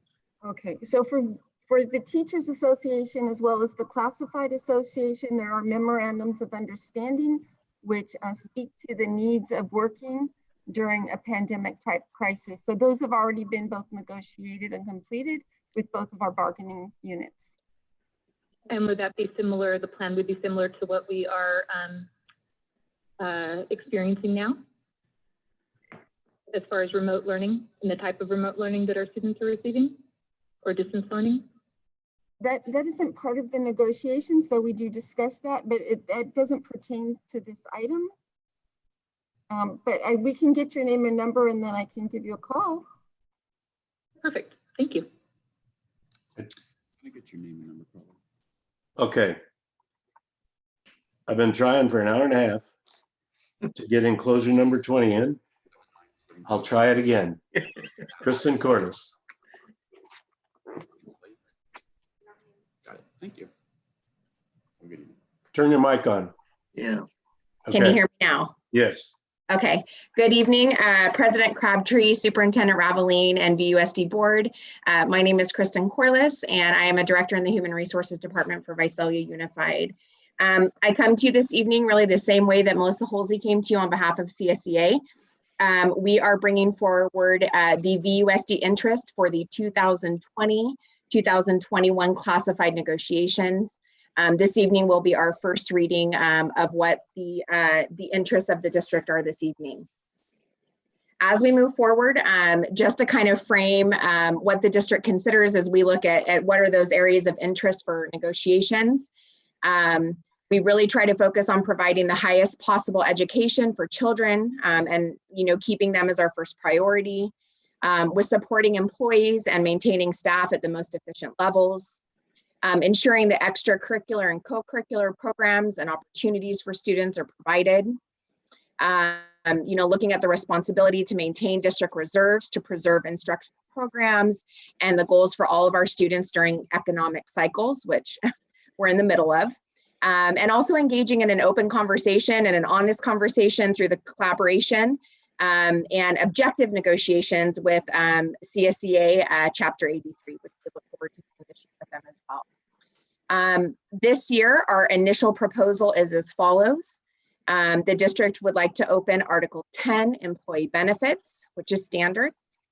We would also like to open Article 13, Salary, which is standard as well. The last area that we would like to open and that we have already mutually discussed and come to some agreement with CSEA on is we have a mutual interest opener. The district and CSEA Chapter 83 have mutually agreed to open and negotiate the language of any article impacted by AB 1353. And that article, that assembly bill is related to classified employees and their probationary period. There has been some adjustments in that article related to the length of the probationary period, and CSEA and the district have mutual interest in opening areas that are impacted by that bill. That is my presentation at this time. And once again, this will be the first reading for our Sunshine proposal. All right, thank you. Since this is a first read, does any board member have any comments? Public comment? There are no calls at this time. Okay, then we'll move on to enclosure number 21, authorization for superintendent to execute an agreement with Red Rover for wireless internet services. Mr. Hernandez? Actually, Mr. Boone. I knew that. That's okay. Nathan will be here to help. Yeah. Oh, there he is. Thanks. Good evening, President Crabtree, Board, Superintendent Raveline. I'm here to request authorization for the superintendent to execute contract or agreements with Red Rover Limited to provide our students with Wi-Fi capabilities at home where they're not otherwise available. I do have a short presentation I'd like to show. Bear with me for just a second.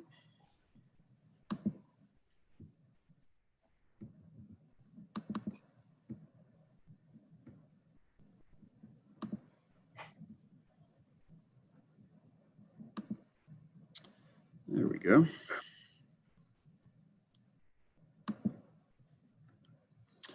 First off, I'm just going to give you a brief background. We have been working with Red Rover actually for a number of years on investigating the capabilities of providing our student households with internet at home where they're either unaffordable or not available, or for whatever reason, the students don't have the appropriate tools to do distance learning at home.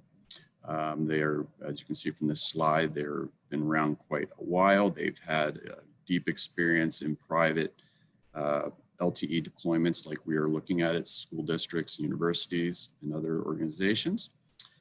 And in general, what we're talking about is providing a network across the district, covering just as much of the district as we possibly can, with LTE wireless networks. And that's the same sort of data that your typical smartphone has, except this would be special purpose. The students would be using a hotspot device or perhaps a Chromebook with built-in capabilities in order to get on the district's networks from their home.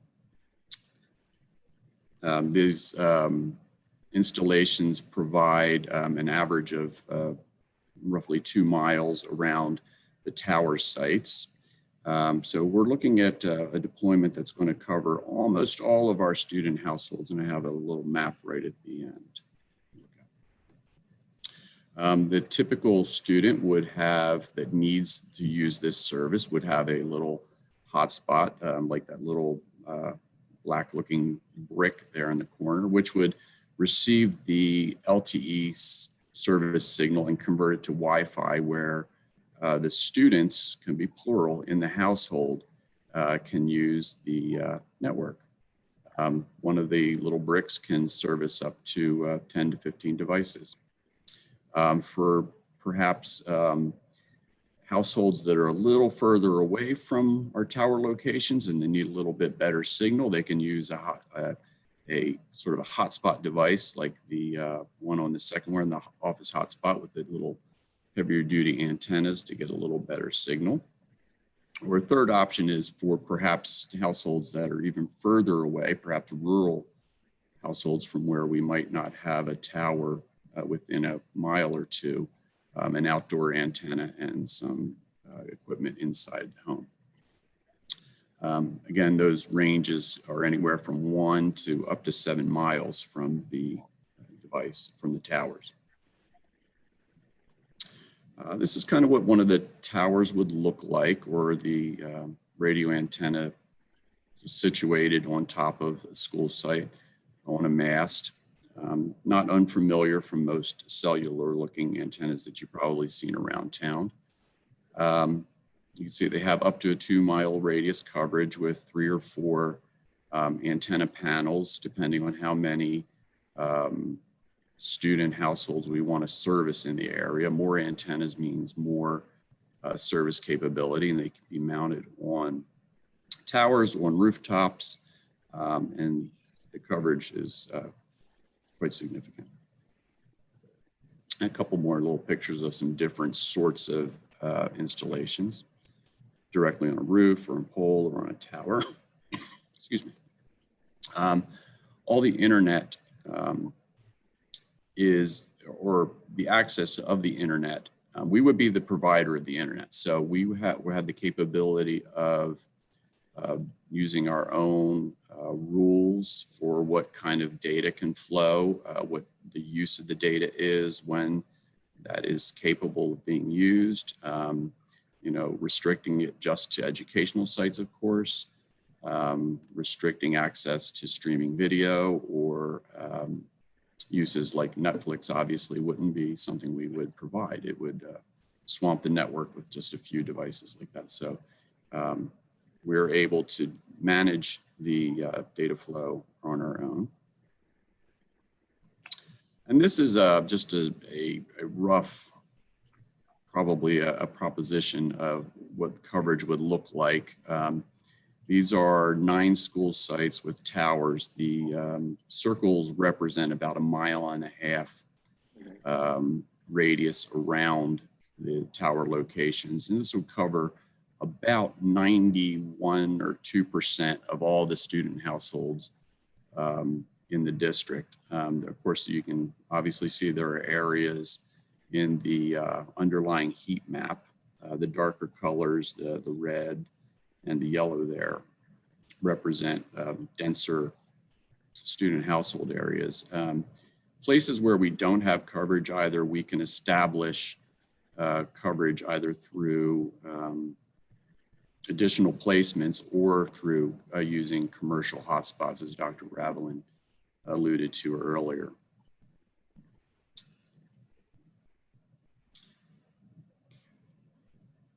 Do I have any questions before I drop the presentation and go on to a little bit more? Is there board member comments? Mr. Yeah. Fulmer. Well, I don't question that this is a good idea. I do, in the first place, I would like to know though, was this done on a competitive bid basis? And the other thing is the comment that with the kind of financial year I see coming, I think this is something we can probably put off a year. That's all. At this point, what isn't this grant money? I mean, we're going to be reimbursed for this, right? Come and go. So we are receiving some additional state funding, the SB 117 funding that can be used for distance learning. That's part of the governor's COVID funding. We can also use any unspent LCAP funds from this year. It's really mostly one-time equipment purchases that we'd be making this year. And so I think, in terms of what our accounts look like this year, we're probably going to have some unspent funds from this year's budget. Okay, then my question is still, was this a competitive bid? So under the governor's executive order, we don't have to do a competitive bid process. But as Mr. Boone mentioned, this is a company that we've been working with for a while, and they have, I think they also have this product in some other local districts. Given our financial, let me rephrase that, what I think our financial situation is going to be in the fall, I think we really need to watch our pennies when we can. Ms. Gamoyen. Yes. The estimated cost, does that include like the equipment that goes in the houses, the antenna? We're paying for that as well, right? Yeah, that estimate is inclusive of all equipment and services. Okay. For a number of households, we don't exactly know how many we'll need. That estimate included, I believe, around 2,000 home devices. Okay. So are we going to have an application process? How would we do this? Like, see, in my home, I wouldn't need it because I have internet. So is there an application process? That would have to be yet to be developed. There other districts that have implemented this sort of solution where they're providing widespread internet capabilities at home do have an application process. I think there needs to be some kind of application process and, what qualifies to get it. Dr. Vasquez? Yes, thank you.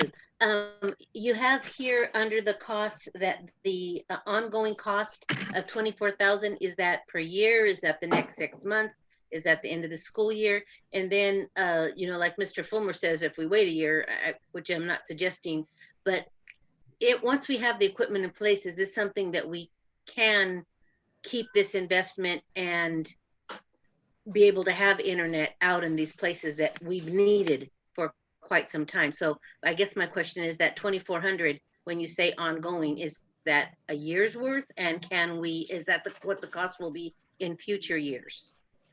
Once we get it set up. That is an annual cost dependent upon the number of actual home devices we put out. There are some alternatives that may increase the one-time cost but lower the ongoing costs, which are worth investigating. But the 24,000 is an annual cost. And then that would be like from now till for 1 year annual, not school year. We're talking calendar year. Correct. The estimate includes the first year, so the 24,000 number wouldn't be additional until after the first year is completed. Great, thank you. Mr. Guerrero. Yeah, I'm all for this. And I know that during these times, it is allowable to sole source and not go through the bid process. But my concern is, and I was looking at your map, I'm 5 miles north of Elbow Creek. And, you know, I don't live in the city. And I was looking at the Ivanhoe area, and I was looking at the Goshen areas, and then up north on 124 and Avenue 368 and those places, you know. There's some very, very rural areas out here. And I'm only talking about the northern part of the district. You're also taking into account the southern part or east and west, but I'm all for it. I just would like to see what your plan is for the rural areas, a more in-depth plan, because it's difficult to get it out here. And if you're in the city, okay, fine, you got all the towers everywhere, but out in the rural areas, it's a lot different. But I'm all for it. I completely agree. There are a couple of different solutions.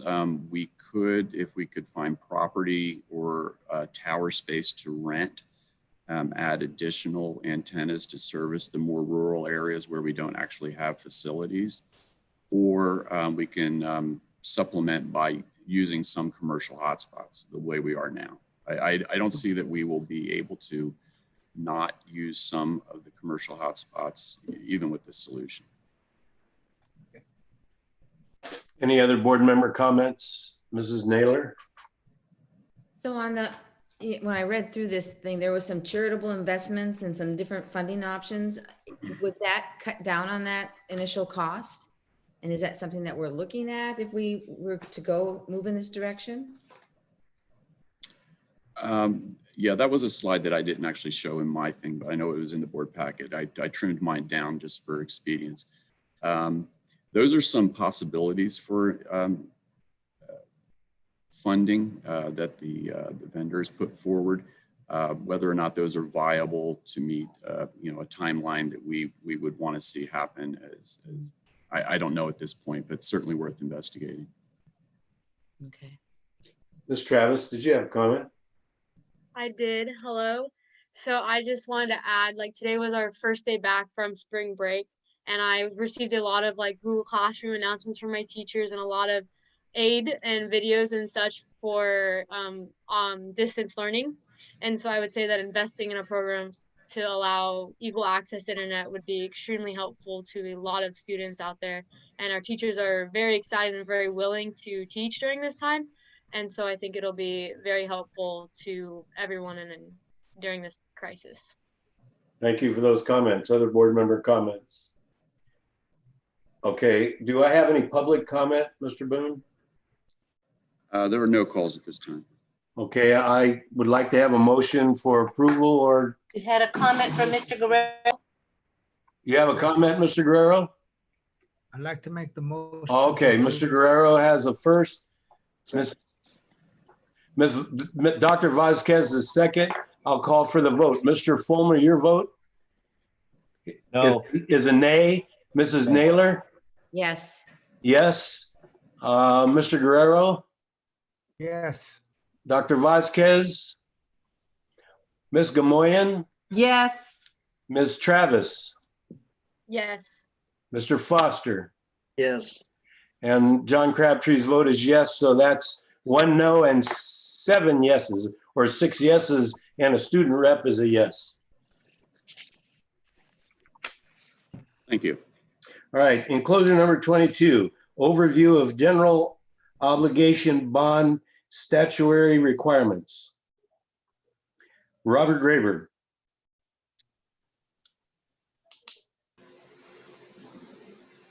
Is he there? Yes, I am. Okay, you start, and I'm assuming Daniel's going to take it from you. Exactly correct. Ready. So this is an item for the board's information regarding your obligations and Bond Oversight Committee's obligations under Ed Code. And so with that, I'll turn it over to Daniel and Megan, and away we go. Hi, good evening. This is Megan Macy with Lozano Smith. Hopefully you all can hear me. It's nice to be with you virtually. You don't like being with us otherwise? I enjoy being with you under. Hold on just a second. I want to hear this cuckoo clock again. Is it done? Go ahead, Megan. Okay. All right. So as general counsel for the district, Lozano Smith has been working at the board's request to develop bylaws for the Bond Oversight Committee. And as part of that process, there's going to be the next item, which is reviewing the bylaws, but we wanted to provide a little bit of framework and background to facilitate that. And that is what this item is related to, as Mr. Graber mentioned. Really, this item is for informational purposes and to take any questions that the board might have related to the statutory scheme and the Ed Code requirements. And to help me out, I have invited Daniel Maruccia, who is a partner with the firm. He leads our public finance practice group. He's here tonight really in a general counsel capacity, but does bring that expertise with him. And so with that, I will turn it over to my partner, Daniel. Good evening, everyone. Hope you're all healthy, doing well. Good evening, President Crabtree, board members, Dr. Avalon. Again, my name is Daniel Maruccia. Can you hear me okay? No, okay. Maybe a little closer to the mic. Okay. I'll just speak up. How's that? Yes. Okay, good. The establishment of a bond oversight committee is one of the features of your bond measure passed in 2018. It is a required feature of your bond measure because your bond measure was authorized pursuant to Proposition 39, which was passed in 2000. Proposition 39's technical title is the Smaller Classes, Safer Schools, and wait for it, Financial Accountability Act. I think in order to understand what a bond oversight committee is, which is novel, in particular to Proposition 39, I think it's helpful to understand what the state of the law was prior to 2000 and prior to the People's Initiative, which was passed by the people, Proposition 39 in 2000. Prior to that, school districts had the ability to issue general obligation bonds, as it does under Proposition 39. But Proposition 39 affects a sea change in the ability of school districts to issue general obligation bonds in a couple of major ways. First, under Proposition 46, which is still on the books, by the way, you can still pass a Proposition 46 bond. Proposition 46 bonds required a 2/3 vote of the electorate. Right? That's the biggest thing. As you know from recent experience, Proposition 39 general obligation bonds are passed by a much lower vote threshold, just over majority, 55%. The reason for this is that the success rate of school districts in trying to get a Proposition 46, or also known as a 2/3 bond, past the voters was very poor. In fact, historically, it was about a 57%, and I think it still remains about 57% success rate at the ballots. And so what did that leave our school districts across California with? As you can imagine, based on the structure by which school district facilities are funded in California, some part developers, some part the state, and some part local money.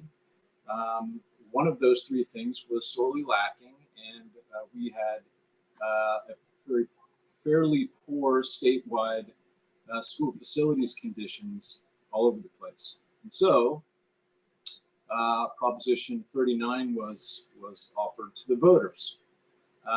But Proposition 39, as it giveth, it taketh away as well. It involves itself a fairly large compromise, or a compromise. That compromise is indicated in the title of the measure itself, or Proposition 39 itself, and in particular that financial accountability piece. Proposition 39 bonds, as they go to the voters, must include accountability measures. They are essentially three. First, unlike Proposition 46 bonds, you have to now have a project list. What that means is you have to include in the measure what it is that you're going to be spending the the proceeds of the bonds are. Taxpayers' money. So you have to tell the taxpayers what projects you're going to be spending the proceeds of the general obligation bonds are. You didn't have to do that under Proposition 46, but you do under Proposition 39. Additionally, you have to conduct annual audits, both performance and financial audits. That also was not a feature of Proposition 46 bonds. Finally, and the reason that we're here today, or at least that I'm here today, is the inclusion or the formation of what we call a bond oversight committee, sometimes called the Citizens Oversight Committee, the purpose of which is to act as a watchdog. And all of these accountability measures go to one overarching public purpose, and that is to ensure that taxpayer dollars are spent for the purposes as described by the bond measure itself and consistent with the California Constitution. So the shifting from Proposition 46 measure to a Proposition 49 measure is really about accountability.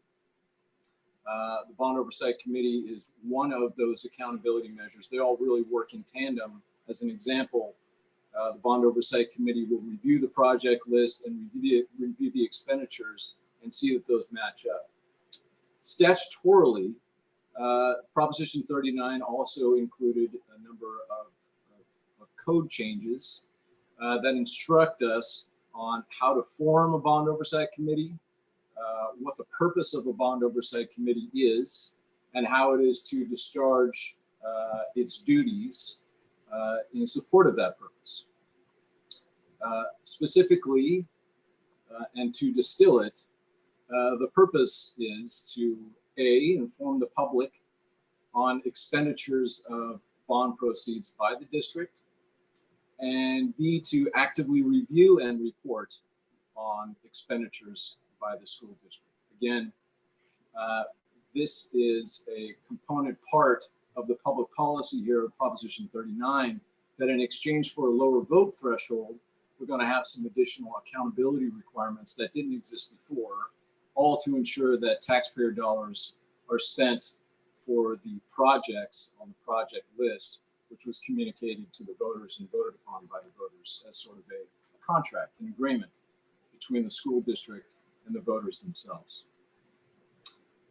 The activities are also prescribed by Proposition 39, and they're also found in the education code, just like the purpose is. In short, they are to review those audits that I spoke of a minute ago. The Bond Oversight Committee may inspect school grounds in furtherance of those. Speak a little louder, please. I'm sorry? Speak a little louder, please. Sure. Just to back up a second, the prescribed activities of a Bond Oversight Committee in furtherance of its purpose to inform the public and review expenditures is to review the annual performance and financial audits, to inspect school grounds in order to ensure that the dollars are going on projects on the project list and no other, and also to review the school district's efforts to maximize bond revenues. That latter activity, that is a contemplated activity by the people when it passed Proposition 39, was for broad systemic procedures that are undertaken by the school district to maximize bond revenues, including an examination, if the Bond Oversight Committee desires, of mechanisms designed to reduce costs of professional fees, mechanisms designed to reduce costs of site preparation, and recommendations regarding the joint use of core facilities. Finally, mechanisms designed to reduce costs by incorporating efficiencies in school site design. There is one more recommendations regarding the use of cost-effective and efficient reusable facilities plans.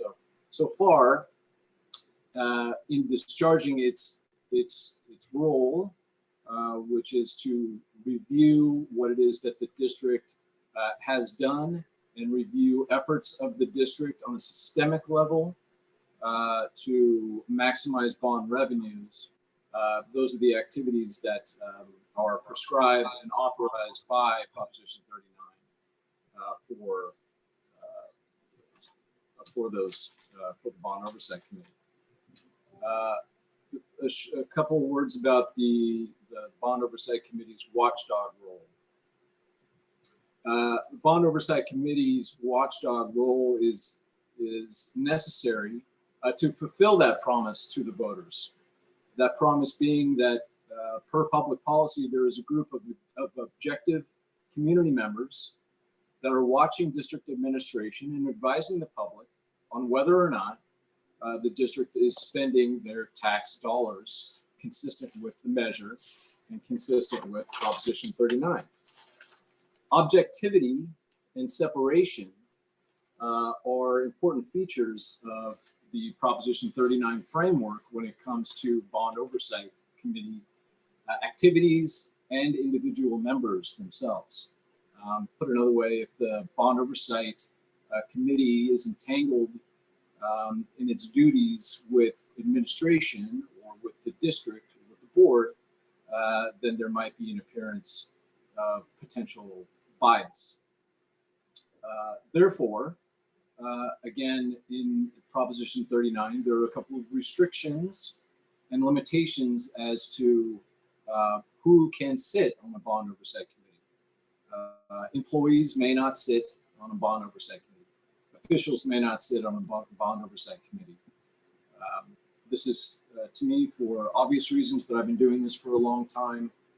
So respectfully, I will just say that a watchdog watching itself is not very effective as a watchdog.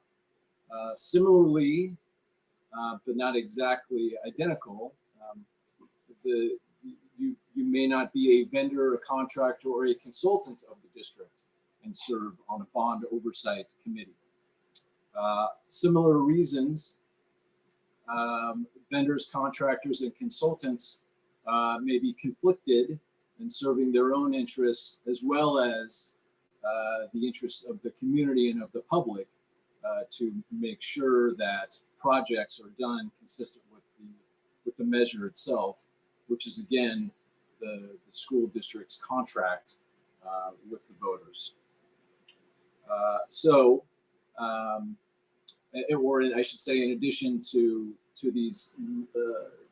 these eligibility limitations as to who can serve on a Bond Oversight Committee, as to those people that are serving on a Bond Oversight Committee, they are themselves subject to conflict of interest laws that board members and staff are also labor under. 1090 contract, 1090 conflict of interest and contract law, incompatible activities, the Political Reform Act. These things also apply to Bond Oversight Committee members, whether or not, or even once they are eligible to serve because they are not an employee or official of the school district or a vendor or contractor or a consultant of the school district. I am asked as the chair of our public finance practice group and serving as bond counsel to many of our school districts up and down the state. I'm often asked what, aside from those activities that a Bond Oversight Committee are prescribed to do by the legislature, what can't they do, or what is outside of their scope. So far, we've been talking about specifically those things, those activities, the role that is within the scope of the Bond Oversight Committee. I often get questions about what is outside of that scope. And Dan, that might be a good spot to kind of take a pause, because this is a very dense topic and why the bylaws are going to be, you know, a good subject for discussion in a minute. But I'm wondering whether this might be a good time to just pause and see if board members have any questions based on the information thus far. I'm still a little confused. I'm sorry, I'm going to go first, Mr. Foster. So you were saying in there that their job is to see that the money is spent in a proper way. But that's always after the fact, is that correct? So they have no business looking at anything before the money is spent, to simplify the question. Yes, and I want to be very clear about my yes as to that. That those decisions are seated with you, the board, and the board alone. A bond oversight committee has no authority to participate in decision-making process as to particular projects, as to a bond sale, has no prospective authority on the expenditure of bond proceeds. Its view is retrospective. Otherwise, it cannot effectively report to the public, to the community, as to the district's expenditure of funds. Yes.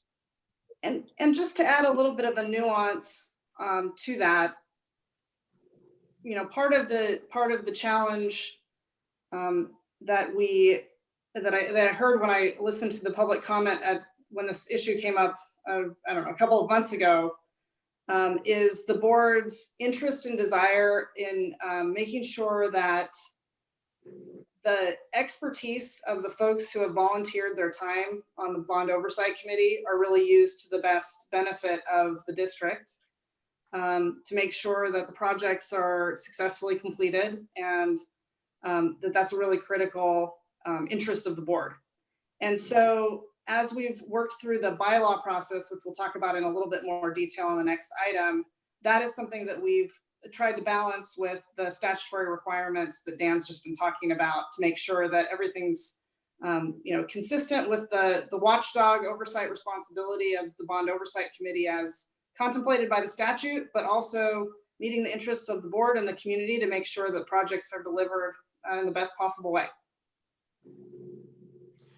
So if the board was to, let's say they bring something forward to us for a bid of some kind on a specific project, not necessarily on the high school, but on some of these other projects that they'll be overseeing, and the board didn't feel comfortable with what was brought forward for whatever reason, could we ask the bond oversight committee to review those before we approve them, or not?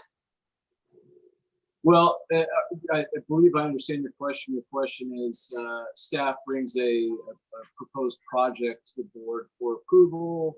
The board is unsure and seeks some input on the experts. I'm sorry?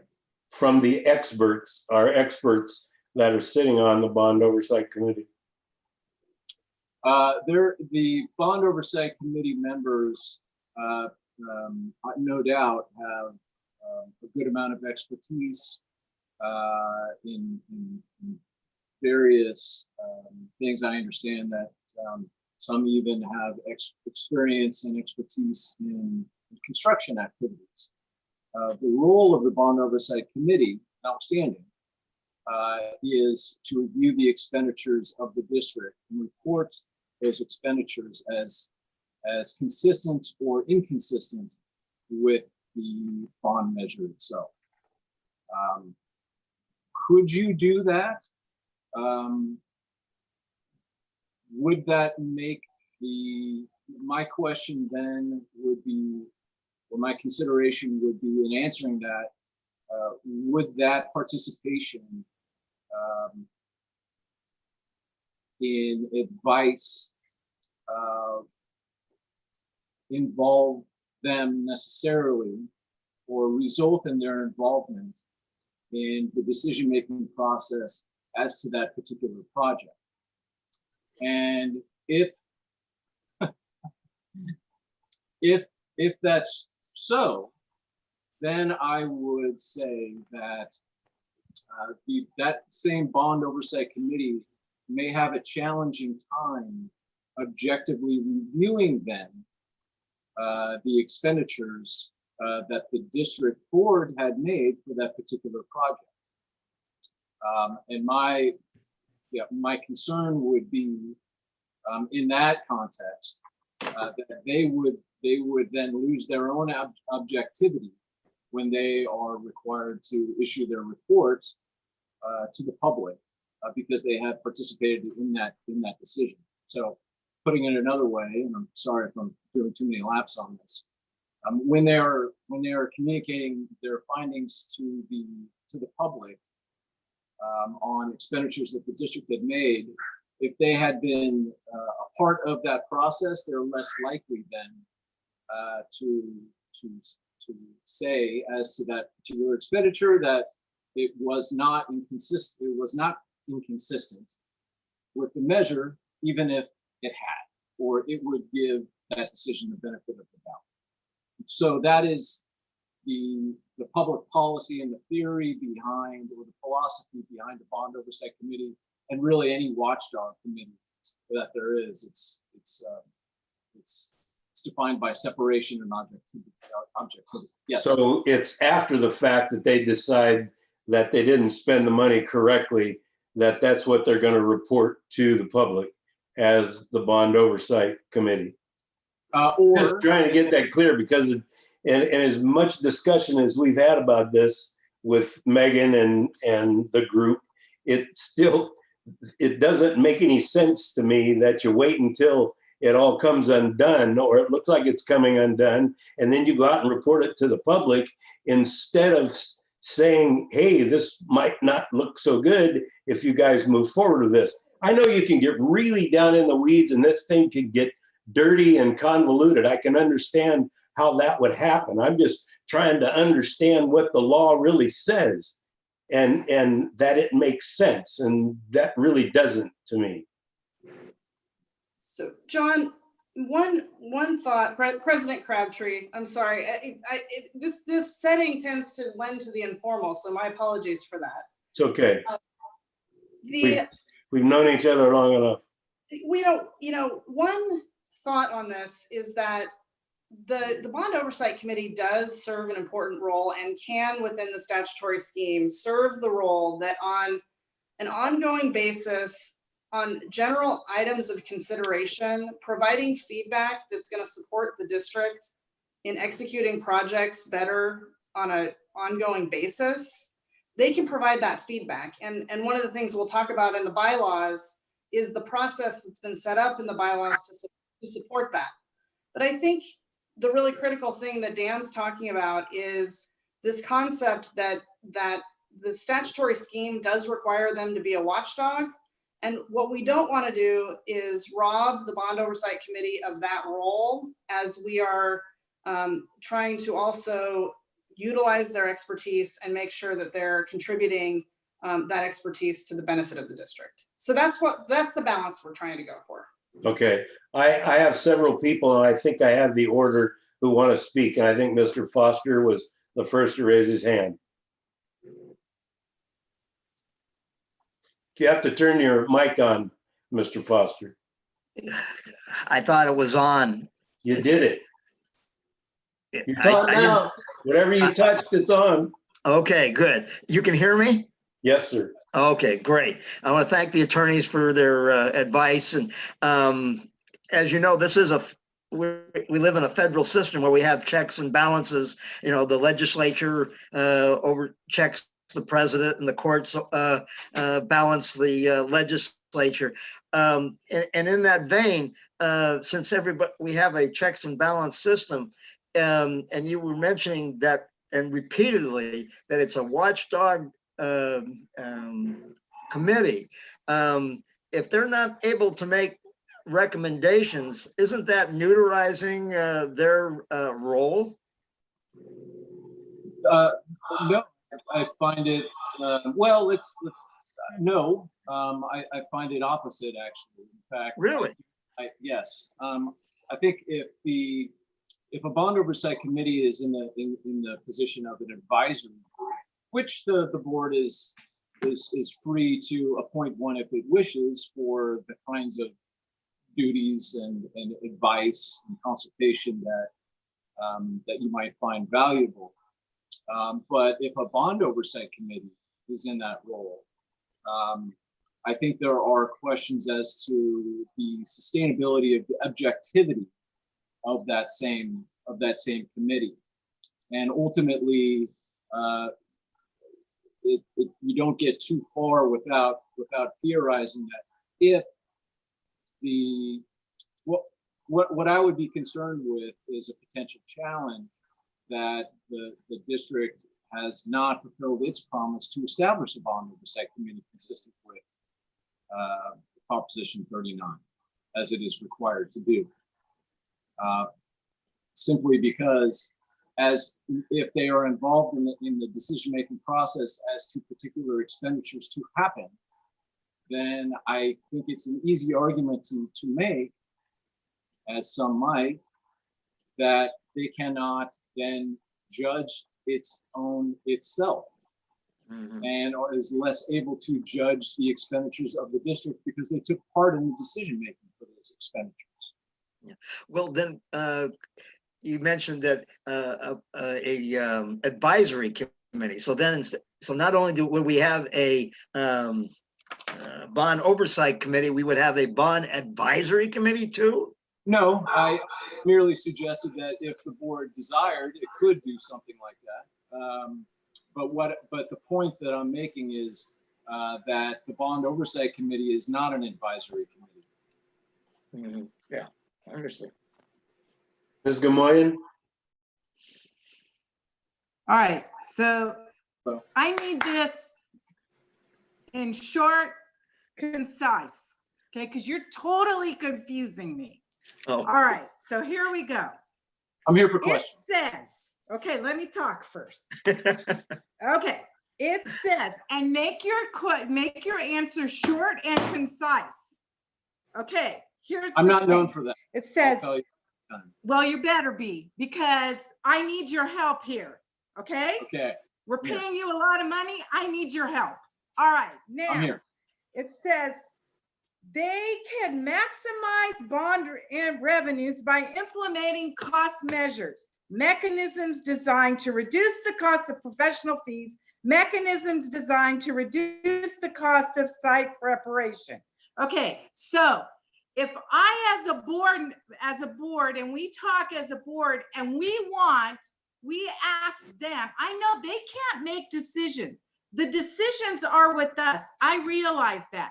But if I say, at the will of the board, we would like you to look at this change order. We would like you to look at this whatever to make sure we're maximizing that bond money, then I don't understand why we cannot do that, because it makes no sense to do it after the fact and then they go report to the public, we didn't spend their money right.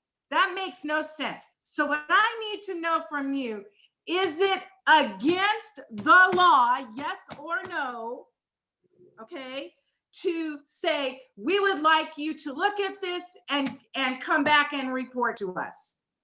It is not consistent with the law. But I want to draw a couple of distinctions there that out of your question. I want to tease that out a little bit. Okay, short. Sure. You're looking at some of the permissible activities that are laid out in statute for a bond oversight committee, right? Yes. Right. So you were reading nearly from the statute itself. Right, because I have the statute right in front of me and I have what you wrote to me. Great. So what the statute says is that the bond oversight committee may review the district's mechanisms, right? And then advise the district as to its systemic approaches to change orders, you mentioned, but not as to the review or advice on any particular or given change order. Okay, so go ahead. Well, I was going to say, okay, so we start a bid process, we look and we make bids for our modernization. We're not even going to talk about the new high school. All right, so now we say, okay, we're starting to build and we say, okay, can we really get this material for cheaper or whatever? We can't as the board say, okay, we're going to take this to the bond oversight committee. We want them to look at it first before we make the decision. And then they come back and they report to us what they think. And then we make the decision. I get that. The only people that have the power to make the decision is the board. But what's the use of having a bond oversight committee if all they're supposed to do is rubber stamp everything and then say we did it wrong after the fact? Well, philosophically, the district, it's fair to say that the district doesn't have a bond oversight committee. No district has a bond oversight committee that it can use for its own purposes. The bond oversight committee is the community's. It's an accountability measure that is to the community's benefit. Correct. Right. So, and that the benefit to the community is to watch the district in its expenditure. So, no, it's not appropriate to have a bond oversight committee participate in the decision-making process. But if they are trying to tell us the will of the community, I don't understand why they can't report those things to us. Well, that's not their function either. Communicating. But you just said it is. No. Yeah, I said that their function is to report and inform the community. They do not act as representation of the community. The board does. They're not elected officials. Their role is fairly limited. It is to review the expenditures that the district made and then report to the public as to whether or not it was appropriate. Okay, well, we've got three others who want to speak. It'll be Mr. Fulmer, Dr. Vasquez, and then Mrs. Naylor. So Mr. Fulmer. Okay, I'm actually moving ahead to 23 because it reflects directly on this. On B5, it says they may review but not provide recommendations. That's an oxymoron. If you're reviewing, you're making recommendations. And yes. If they're not making recommendations, they're wasting our time, and let's send them home. Well, you can't send them home. That's a feature of the bond of the measure. You have to have a bond oversight committee. Oh, I don't want to send them home. I want to listen to them. Yes, and they can make recommendations. As a matter of fact, it says not. I'm sorry. It says review but not provide recommendations. So there are functions of a bond oversight committee, which we've discussed, regarding systemic district procedures on how it does certain things, all leading to, or all within the context or on the theme of making the most out of your bond proceeds, but not recommendations as to particular projects. That is solely within the discretion of the board, with the good advice of staff. On the other hand, that was a really stupid decision. To me, that's a recommendation. How's and that? Believe me, I have a member of the bond oversight committee who will definitely say exactly that. That was really stupid. Why did you do that? Okay, Dr. Vasquez. Thank you. So a few weeks ago, at some point, we had some discussion as the separation between what a property committee does, what the oversight committee does, and then I don't know if there was another entity. The whole thing that he went through and thank you for all the technical stuff. And I really appreciate having the attorneys here. The idea that by law, we need to have somebody to make sure that we're not misusing the funds. What you guys are asking them to do is not their job. That's not what they're for. We have incredible community people. Make yourself a committee. This is what we had all those people before we put the bond together, that Robert got a whole bunch of people together. They were the ones that we could be going back to ask for advice. The bond oversight committee specifically by law has to look over what we do. So that they're not supposed to be giving this advice. They're not supposed to be, yes, you're right. These are the experts. So get them off of that oversight committee and make yourself a damn, what do we do committee? Because that's not their point. That's not what they're for. By law, we have to have somebody to say they got funds, they used them like they were supposed to, they did okay. It's a watchdog. It's an oversight. It's a protection for people not taking the money and doing whatever they want with it. It's just part of the procedures, like we have so many that we do. You guys want more input? We need more advice. That's why we have district advisory committees for. Let's ask half of them to step down and to be our advisory committee, and then that will help us make these hard decisions that we have. But the bond oversight committee, their purpose is to be a watchdog, to say they got the funds, this is how they use them or they misuse them. And yes, it does make sense because that's their purpose. Their whole in there is a checks and balance to make sure that we're not running away with the money. Just a part of the procedure, just like we have the auditor that comes in every year and tells us what a great job we do. Why do we have to do that? Because the law says so. They're just checking over us. It's just another box we have to fill because we have such incredible finance people and community people and all that stuff. But you guys are trying to make them do a job that they're not supposed to be doing. So Thank you, Dr. Vasquez. Mrs. Naylor? Okay, so I get it. Thank you. I appreciate, you explaining the difference between what a bond oversight and what their responsibilities are. So as a board, and we've been asking for this, and I think that's why we need some guidance. We've been asking for a separate committee then, is what it sounds like, to look over design. So then do we need to start a design committee right now? And I would say yes. So we'll just put together a design committee and then they can look it over and give us feedback. Is that what you're saying? In a nutshell, these guys have to do this. I, as a board, or we as a board, want someone to give us some feedback. So let's do a design committee. But I think that ship has sailed. That's what we did before we put the bond out and said, we're going to make this and this and this, and we're going to do this and this and this. And maybe we didn't get. Dr. Vasquez, Mrs. Naylor speaking. That's what we did. That was the whole point. Yeah, so the issue, I think now we just have to have two different committees is what it sounds like. Correct? Am I correct in saying that? Is that addressed to me? Yes, Daniel. Okay. I'm not advocating for the board to convene a separate advisory committee or design committee. I'm only saying that those functions cannot be the role of the bond oversight committee. If that is a desire that the board has, then that would be the way. That would be one manner in which to get that expert advice to the extent that the board feels like it needs it.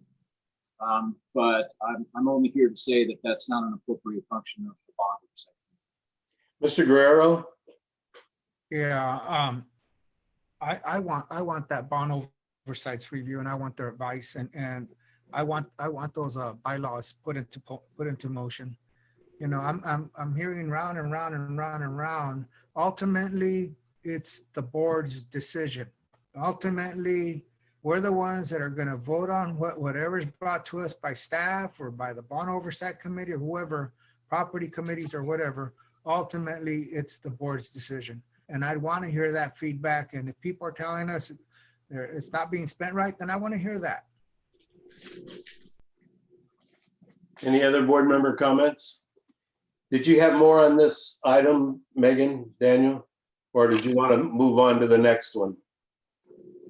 We can transition on to the next item, which is. Okay, Bond Oversight Committee bylaws. This is the second read, enclosure number 23. Mr. Graber, you want to start us off? Surely. Same conversation. Board President Crabtree and Board Clerk Guerrero, Bond Oversight Committee Chairperson Nick Messia, and excuse me, Vice Chair Doris Vieira, as well as the superintendent myself, participated in several discussions, trying to do as Megan suggested, stay within Ed Code and our constitutional requirements for the Bond Oversight Committee, and still have an opportunity for the Bond Oversight Committee to have some of that participatory kind of review. And so with that, I'll turn it over to Megan and let her walk through the details of what you have in front of you. Thank you, Robert. And I just want to add that this was a collaborative effort, and I really appreciated the conversations, and we had some very good conversations with Nick Macias and with Doris Vieira and members of a couple of representatives, board designees and district administration. And a lot of time was spent, and I know that the Bond Oversight Committee also spent quite a bit of time talking about this, thinking about it, bringing the concept of bylaws to the board so that all of the interests of everyone involved and the district students were at the heart of it. And the version that's in front of you in your packet was a part of that collaborative effort. What we did, just for background, is we took what was presented by the Bond Oversight Committee to the board back in early December, and we had several meetings to talk it through and try to figure out how we could accomplish all of these interests. I know there was some additional feedback from the Bond Oversight Committee from its meeting 2 weeks ago. That feedback, and I can address the question specifically when we get there, was not included in the draft that's in front of you. So I just want to be clear about that so everybody is on the same page. And I want to walk through the key points in the bylaws and take questions. I can take questions along the way, might be the easiest way to do it. Unless President Crabtree, you think there is a better approach? No, I think that's good. But what I would like to do is read the number to call in again for public comment. So after you're finished, I'd like to line up those people if there are any. And the number is 559-931-8500 for public comment. And you know what? I am going to run through really the high points, and then I'm going to ask Mr. Messia to add anything to the conversation, and then we can move to the comments and questions on a more detailed level. Yep. So as you're reading through this, and I know everybody spent a lot of time digesting it, and it is a very dense topic. Section 1 talks about why the committee is established. Really, this is very consistent with what was presented initially by the Bond Oversight Committee, with just some technical cleanup in the version in front of you. And section 2 related to purpose, same comments. This is really describing what the purpose is based on the statute and the key provisions of the statute about how bonds can be expended, and the Bond Oversight Committee's role in examining that to make sure that the district's doing what it's supposed to do with the money after it's spent. Section 3, duties, breaks it down a little bit more specifically, and again, kind of tracks the statute in terms of responsibility to inform the public, to review expenditures, to provide an annual report to the board. That's all out of the Ed Code requirements of what they're responsible to do. The section 3.4, duties of the board and superintendent. This was an area that was important based on our conversations to the Bond Oversight Committee. So it was delineating what the roles are. Honestly, I don't believe that this needs to be in the bylaws, but I also think it makes sense. So when folks are understanding what the lane of the board is and the district is and the Bond Oversight Committee, it's there. So we decided that it was a good idea to keep those in the bylaws. The Measure A projects only just kind of outlines what the scope is of the Bond Oversight Committee, and so that it's clear that it's not related to other sources of funds, developer fees, things like that. So their job isn't bigger than what the the Constitution contemplates for their role. Section 4, permissible activities, and this is where we spent a lot of time talking through how we can meet the interests of the board and provide an avenue for feedback, but stay within the bounds of what Dan talked about and the technical requirements of the group as a watchdog for the district. And we've outlined a number of things that are consistent with the statute that Member Gamoyan graciously shared some of the statute with us that is right here in the bylaws.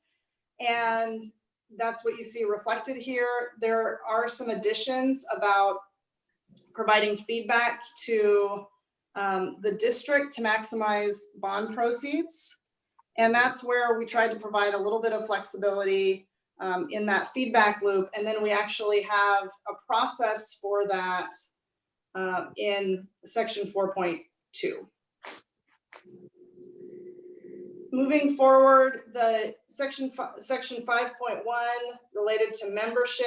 Again, this follows the statute. This is consistent with what was presented by the Bond Oversight Committee. The qualification standards also consistent with what was originally presented. Ethics and conflicts of interest, Dan touched on this very briefly. We wanted to spell this out in a little bit more detail, particularly with respect to the potential applicability of Government Code 1090. And the really critical issue here, as Dan mentioned, just to be aware of is, and the reason that we have included it in here is just to make sure that no one inadvertently, especially with the added role of potential feedback in the process, inadvertently provides feedback and then they may have had a potential contract interest that could inadvertently undo a contract. We believe that everybody who's participating is being very sensitive about these issues and have been working through questions from conservative perspective to make sure that everything is a-okay on that front. We wanted to include it in the bylaws themselves, just so it was clear and transparent, and that's the reason that addition was made. The term, this was language that was proposed by the Bond Oversight Committee. Appointment consistent with the language proposed by the Bond Oversight Committee. Removal and vacancy, we made a couple little tweaks, but nothing particularly complicated. It's generally consistent. Compensation, obviously, committee members are doing this of their own voluntary nature. It is a labor of love. Authority of members is consistent with what the Bond Oversight Committee had proposed. We added some language about regular meetings. This is one of the areas I will note that the Bond Oversight Committee had, I think, requested that the regular meetings be scheduled for Wednesdays. And so that's something, as you're looking at these, you might consider amending in these bylaws to accommodate that. On the procedures, we noted that the committee meetings need to be consistent with the Brown Act.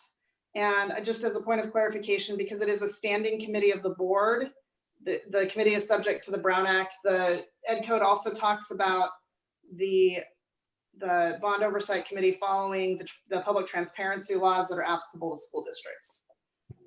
The district is providing technical support. I know that the team has been there and available for questions that come up and to provide information and technical assistance. And then the rest are really kind of technical matters about serving as the chair and vice chair and those niceties that show up in bylaws. So that's the broad brush overview. And just to point out, a couple of those areas where there were questions. I will now ask Mr. Macia to provide comments. Mr. Macia, can we have your broader stroke brush? Good evening, Board President Crabtree, Superintendent, board members. A lot of the discussion that has been said is a lot of what we've discussed at our committee meetings. And we struggle with some of these languages, especially our expertise that we have brought to the table A lot of us felt that we had these, the intent was to come forward with producing some of this background, the change orders, the expectations that are identified here in section 4. What I'm finding out here, based on the discussion from the previous item, is that if you're moving forward that kind of specialty, it does sound to me like the board needs to have a second committee that can attempt to attend these design meetings and provide that expertise, but yet keep the separate roles as the attorney has stated.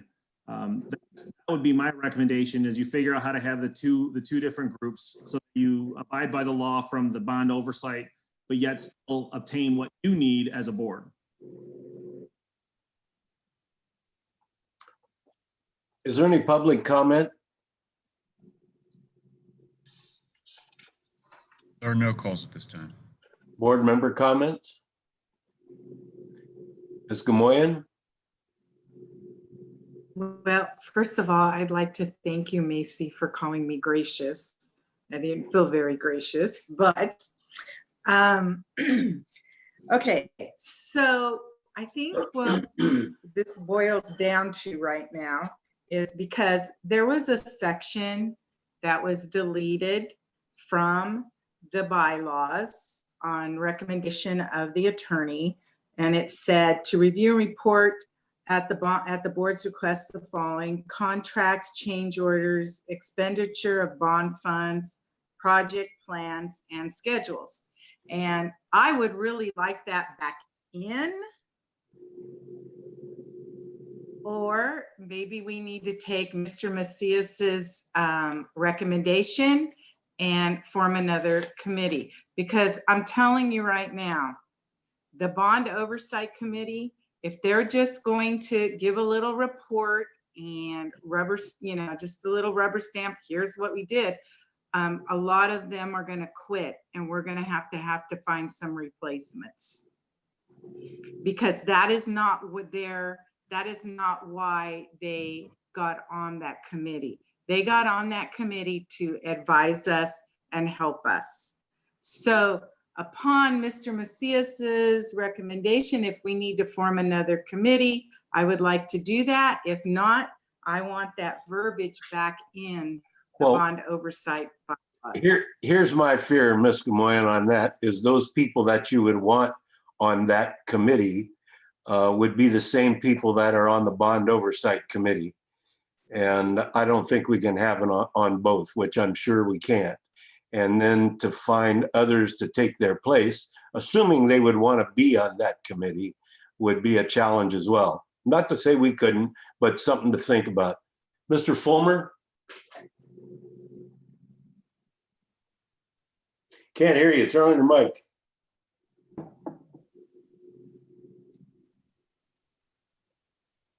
There you go. Thank you. The couple people that I know that are on that committee are not physically capable of not making recommendations. And that's why I'm glad to see them on the committee.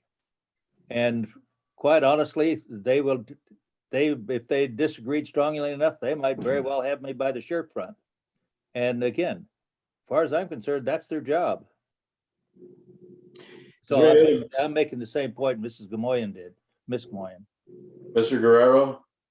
Yeah, as I said earlier, I do not have any problems with these bylaws. And in fact, if Ms. Gamoyen said if we want to include those other items, I don't have any problems with that. Ultimately, it becomes a board decision. They give us their advice, they give us their recommendation. We as a board are going to vote on that, and it's on us. It's going to be a board decision. Could I just, Mr.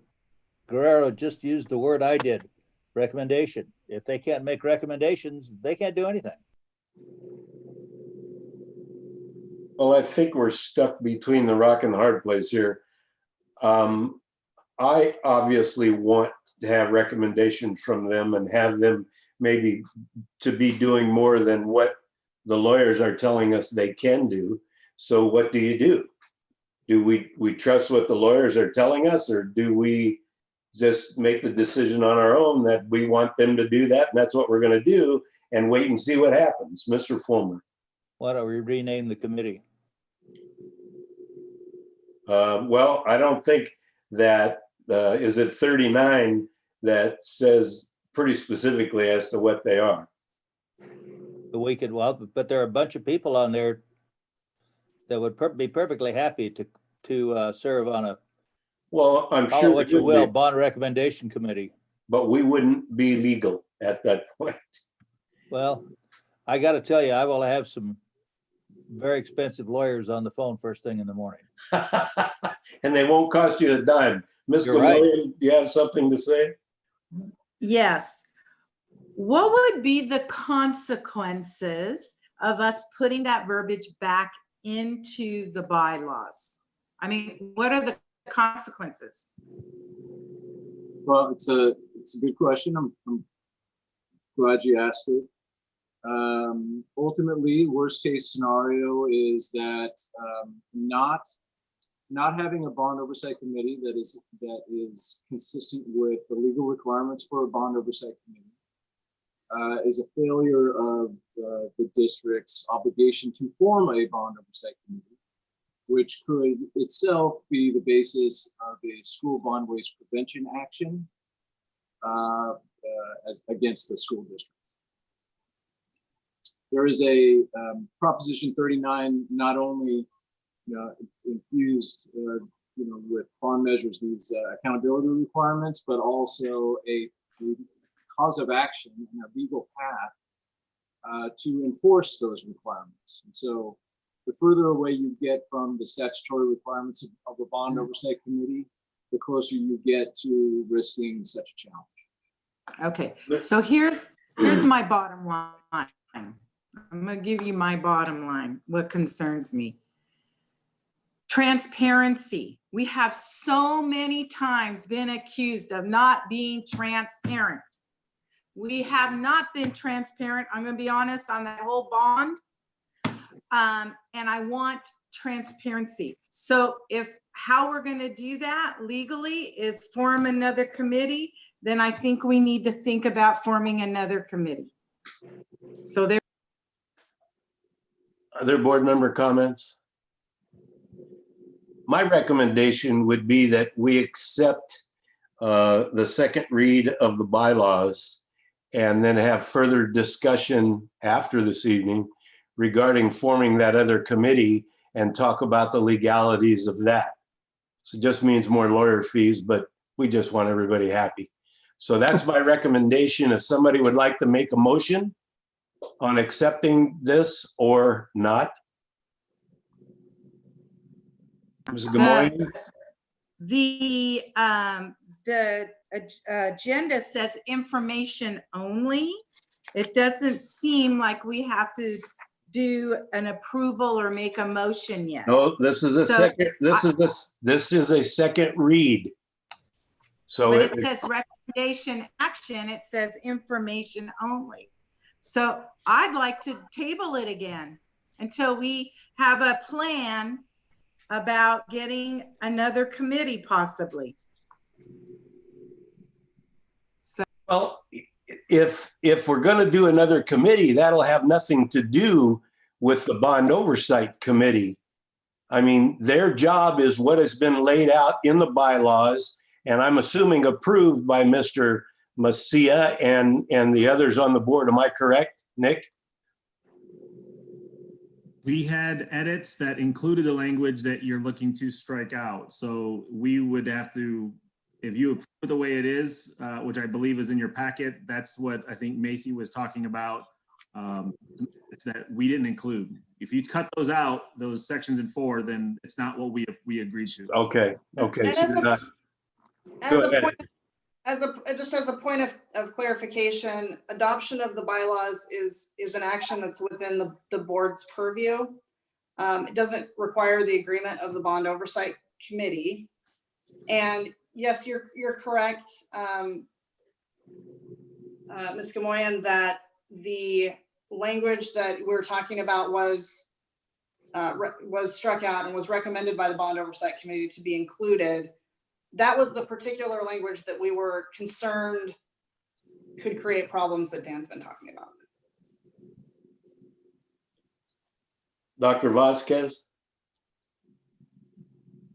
I move to we accept the bylaws that the committee has spent so much time on, that the attorneys that we've spent, that we respect their know-how and the reason why we pay them so much, because they're going to keep us out of hot water, that we accept that version of the bylaws, please. So moved. I have a motion by Dr. Vasquez. Do I have a second to accept those? Hold on, John. Does Well, the point I of- need a second before I can move on. Or not.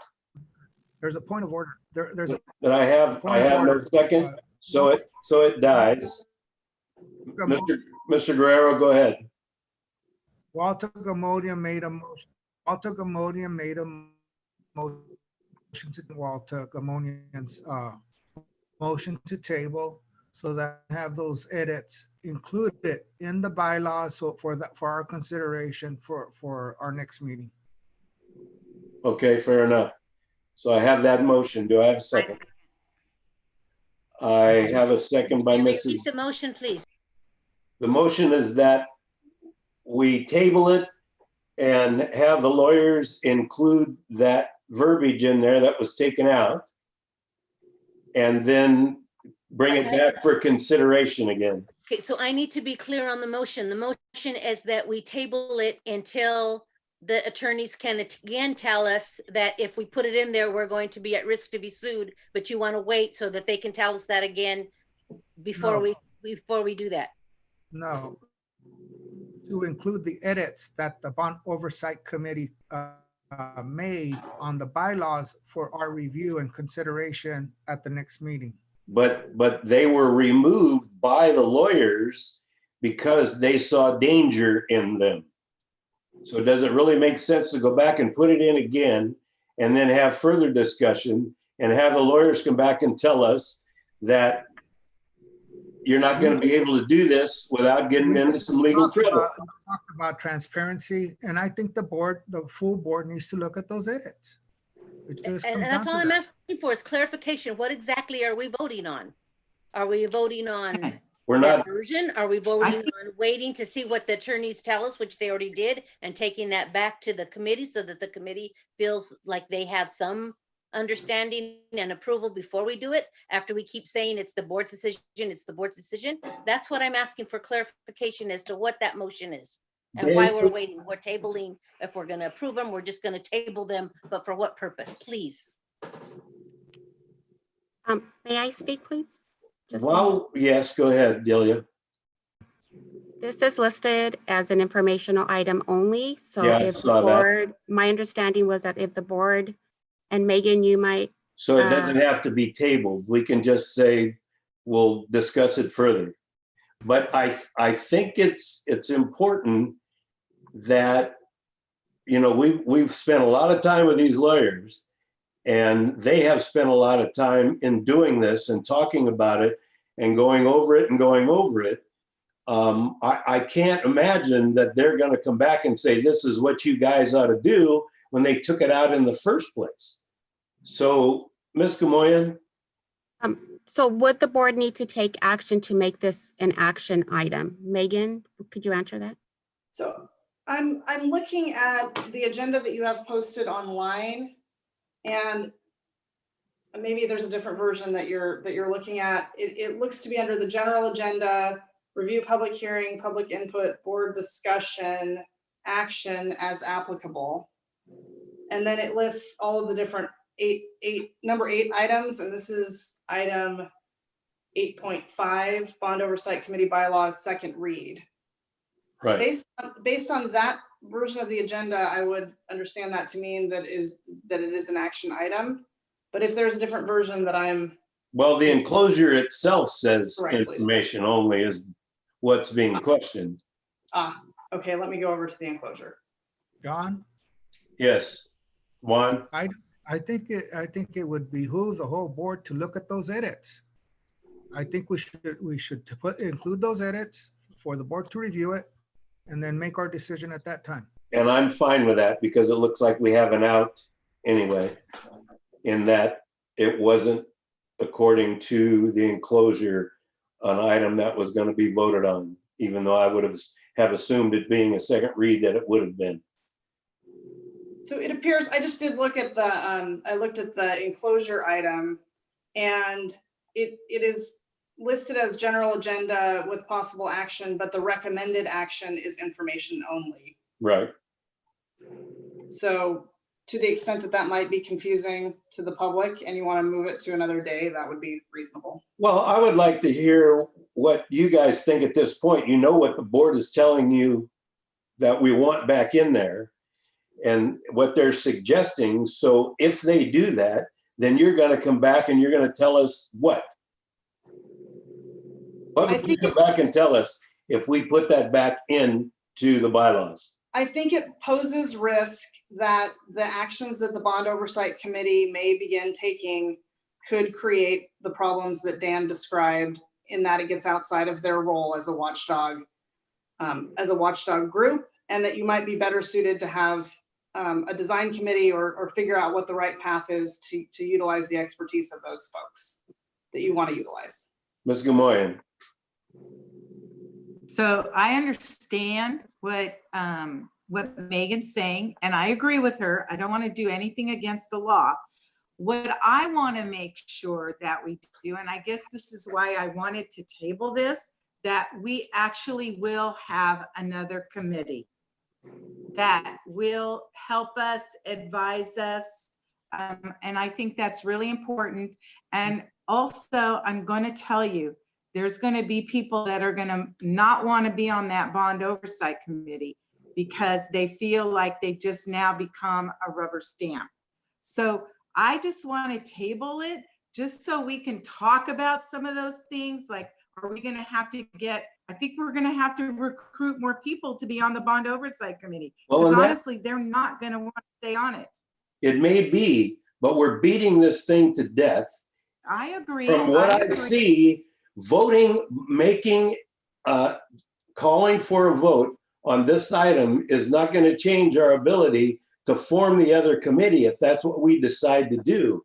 So I think we should move forward with this, approve the bylaws, and then talk about a design committee, because we're not going to accomplish a thing by tabling it again. And nothing's going to change unless you want to put what's going to get us in trouble back into the bylaws. Doesn't make sense to me. Mr. Guerrero. And nothing may change. All I'm saying, all I will say is this, is that, John, you were participating on that bond oversight meeting 2 weeks ago. Ms. Gamonian was participating, and so was I. So as 3 board members, we heard the bond oversight discussion, and we heard their discussion on the edits. Hear from Nick Visalia, the chair, or from any board members that they need to see those edits. That's all I'm saying. But there's only one edit that is in contention and that they want to put back into the bylaws, and the lawyers are telling us that it shouldn't be in there. The rest of them don't matter. That may be so, but if I were Bill Fulmer and Foster, Vasquez, and Ms. Naylor, I would want to see those edits, because you're going to make a vote on that. That's all I'm saying. Ms. Naylor. Okay, I want to make a motion that we table this.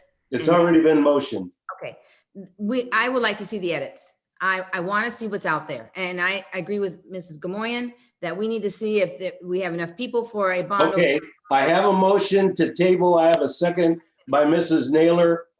I need a vote. Mr. Fulmer, your vote? You're in favor? Dr. Vasquez? Sure, yes. In favor of table. Ms. Gamoyan? Yes. Yes, in favor. Mr. Foster? Yes. Who am I missing? Mr. Guerrero, yours. Yeah, and I'll give you the clarification. I made the second on that when Walter Gamodian made the motion. I'm also in favor. Okay, so I had a motion by Ms. Gamoyan, and the second is not by Mrs. Naylor, but by Mr. Guerrero, and the vote is unanimous because I am also now in favor of tabling it, even though it doesn't make sense. We get the vote from the student representative, I'm sorry. And I'm in favor. She's in favor of tabling. All right, Moving on. Bond Oversight Committee, I'm sorry, Measure A, High School Design Scope, enclosure number 24. It's Mr. Lemus or Mr. Roberts, or Robert Graber. Ah, it's Jerry, okay. Yeah, it's me. Good evening, Board President Crabtree, Dr. Ravelin, members of the board. Before I jump onto the presentation, just wanted to give an update that in terms of the 4 options for the high school, and I'll start sharing my screen. Nothing has changed with the 4 options. They're all as presented previously. So at this time, before I move forward with the presentation, just wanted to ask the board if they would like me to proceed with explaining the 4 options in detail like previously done, or move straight for your guys' decision on that one. The board like to see this presentation again? I vote for moving on. I'm sorry, Dr. Vasquez, I move for moving on. for moving on. Do we need to have public comment. Is there any public comment?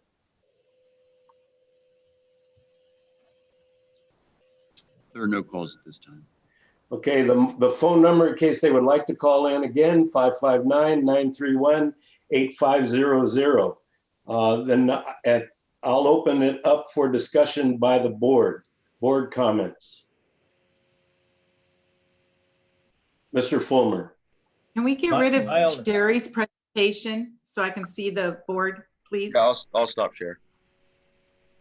Mr. Fulmer. I just want to put out front to start with, if I talk to Robert and Nathan and they say we can afford it, that's cool. If they say we can't, I'll vote against it. We can't spend money we don't have. Ms. Gamoyan. Make it true. Ms. Gamoyan.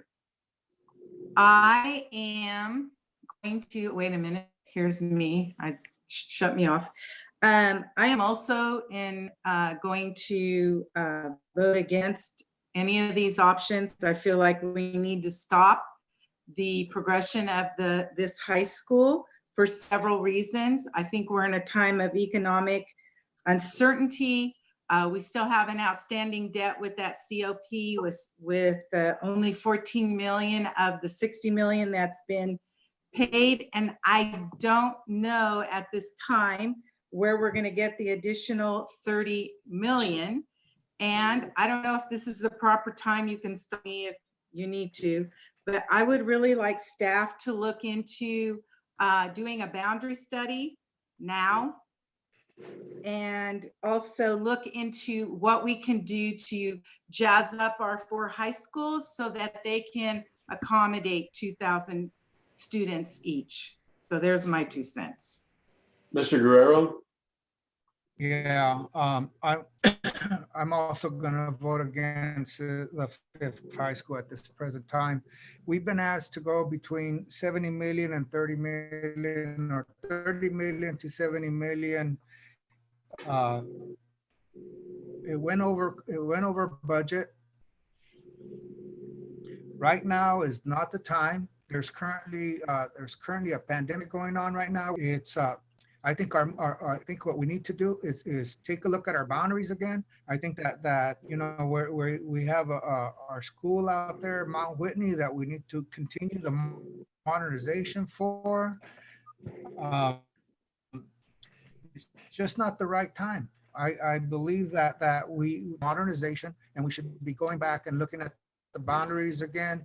Is there just an inequity there between a whole bunch of students at Redwood and El Diamante, and then Mount Whitney having 1,600 students? And you know what?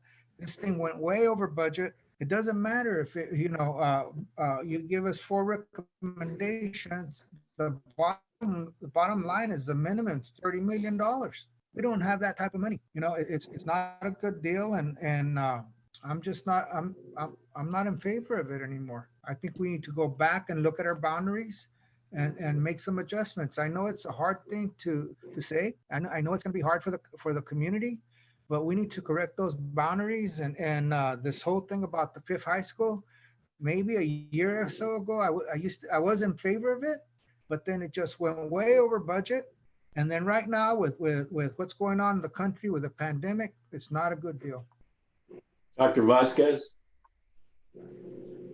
Yeah, I just wanted to make sure that I was understood, and I was just answering Jerry's question when he asked if he wanted to go over the 4 options or not. And I was saying move forward, don't go over the 4 options. I also agree with Member Guerrero and was waiting for the presentation, but for all those reasons that he listed, we're in a totally different situation than we were when we started this process.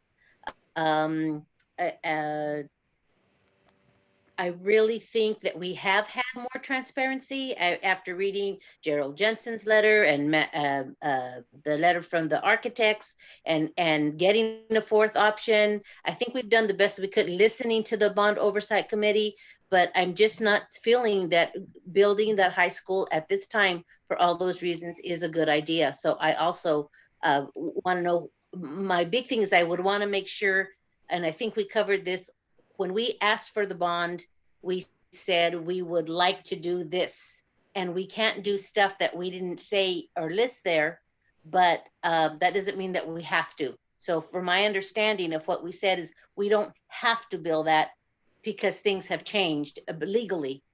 We just said this is what we want to do with this money. So as long as we're okay with that, I really don't think that at this time we're in a position to build a high school. I just wanted to make that clarification. Thank you. Mr. Foster? Can't hear you. Hold on, hold on.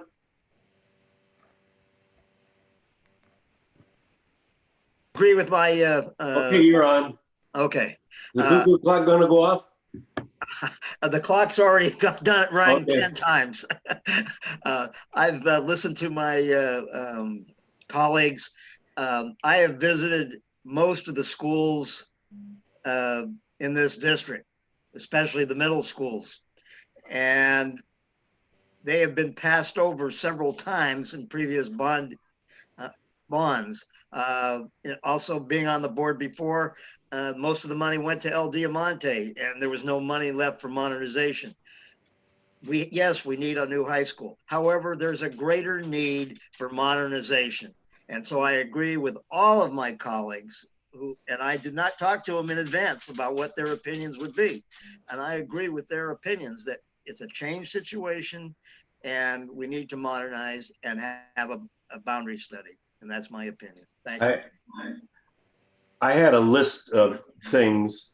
No money, I'm hearing myself somewhere. There really aren't going to be any matching funds from the state based on the way this economy is going. There's a whole lot of things that are going to change that we can't possibly imagine. And to suggest that we would even allow ourselves to spend another $30 million on a high school at this time would just be crazy to me. I think teaching is going to change. We're showing it right now with one of the enclosures that we had with technology. It's going to start expanding. So maybe the need for physical buildings will not be as great. Passing a bond in this town again to take care of those additional funds are probably absolutely impossible. Same thing with state bonds, and it's all based on what's happening right now financially. But one question, if we don't move forward with the high school, are there liabilities? Because we sold this to the public as we're going to build them a high school. Half of that money was supposed to be towards a high school, even though the costs have gone up considerably and the amount of money that the state was going to reimburse for the high school has changed significantly as well. So, yeah, so a project list is not a to-do list, and it is not. Can you hear me? Okay. Yeah, speak a little louder. Yeah, a little louder. Sure. So a project list in this context is not a to-do list. It does not mean that the promise that you've made to the voters is that we're going to do each of these things on the list. It is still a promise, but it's a promise that you're not going to spend money on anything that isn't on the list. So the list describes the universe of things that you can spend money on. And if it's not on that list, then you can't spend that bond proceeds on. Okay, that brings me to my next question. Then if, say we wanted to build a concert hall somewhere, we couldn't take the funds to build that, even though it would be improving the overall school district? You could if it's on your project list. I've reviewed your project list. I don't recall seeing a concert hall on there. I know you're making it, that's an example. Okay. But I will tell you that your project list is fairly expansive and broad, and it allows you the kind of flexibility that I would want you to have and what I would be putting in there if I was drafting it as bond counsel. So it's okay. Great. You have some flexibility there. Mr. Guerrero? Yeah, and I think what I've heard from the board members, I lost the connection a while ago, but I caught some of most of them. And that is that we want to focus on the modernization. And you know what? That is on the project list. Yeah, that good point. Mrs. Naylor?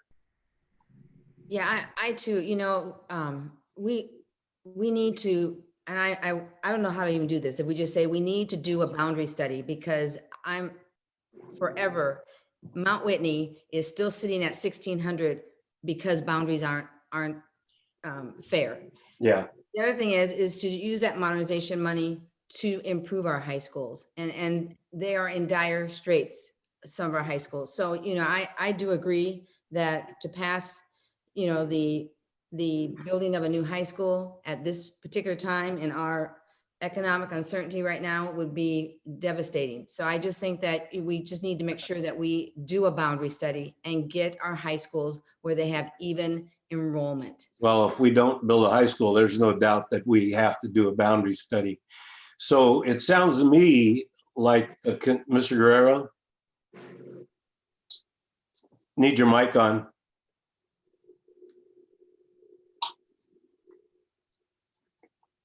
Go ahead. Nope, it's off. Okay. Yeah, I'd like to make a motion that we not move on with the fifth high school and that we focus on our modernization. Do we need to do that as a motion, or can we just say we don't want to move forward with it? Megan? Yeah, you can just not take action on this item. Okay, so the board has decided we are not moving forward with the high school at this time, and that we need to do more focus on modernization of the rest of the district, just because of all the things that have gotten in the way, the least of which is our economy. Okay, so that's where we're going with it. Any other comments? And redo our boundaries. Oh, yeah.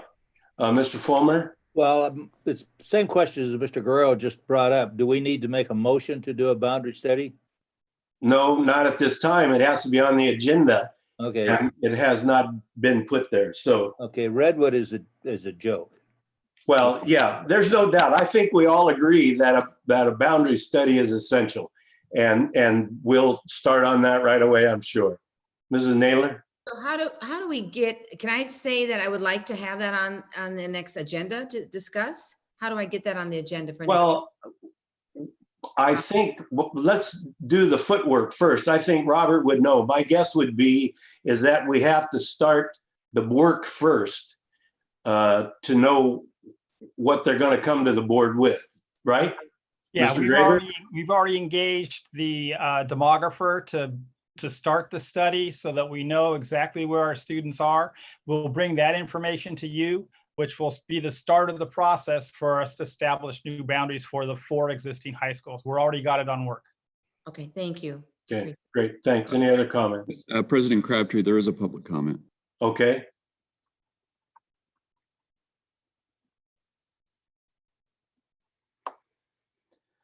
Or maybe not.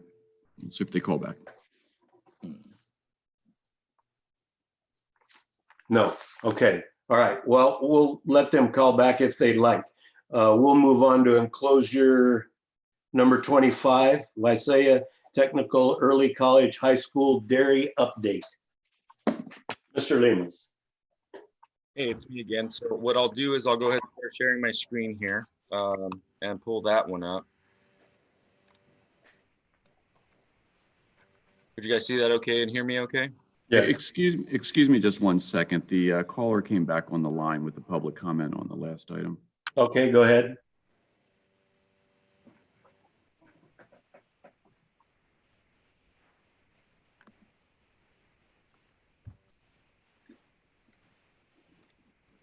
Okay, go ahead and begin speaking. State your name first, please. Maria Magallanes. Go ahead with your comment.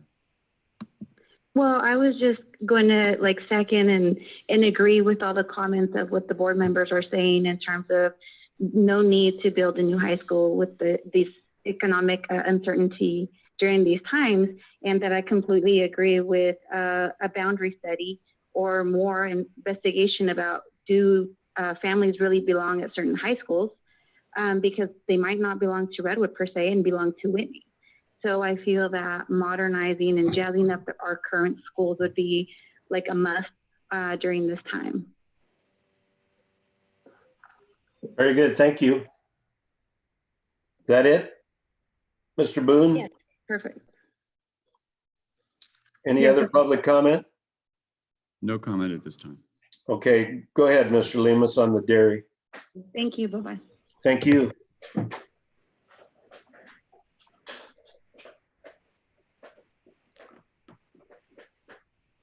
Okay, so we wanted to bring an update on what's the latest with our dairy facility at VTech High School.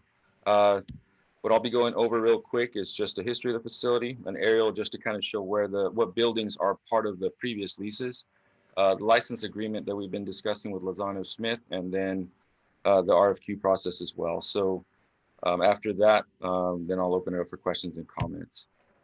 History on the facility. So in fall of 2012, the district purchased the VTech campus, which included the dairy facility within it.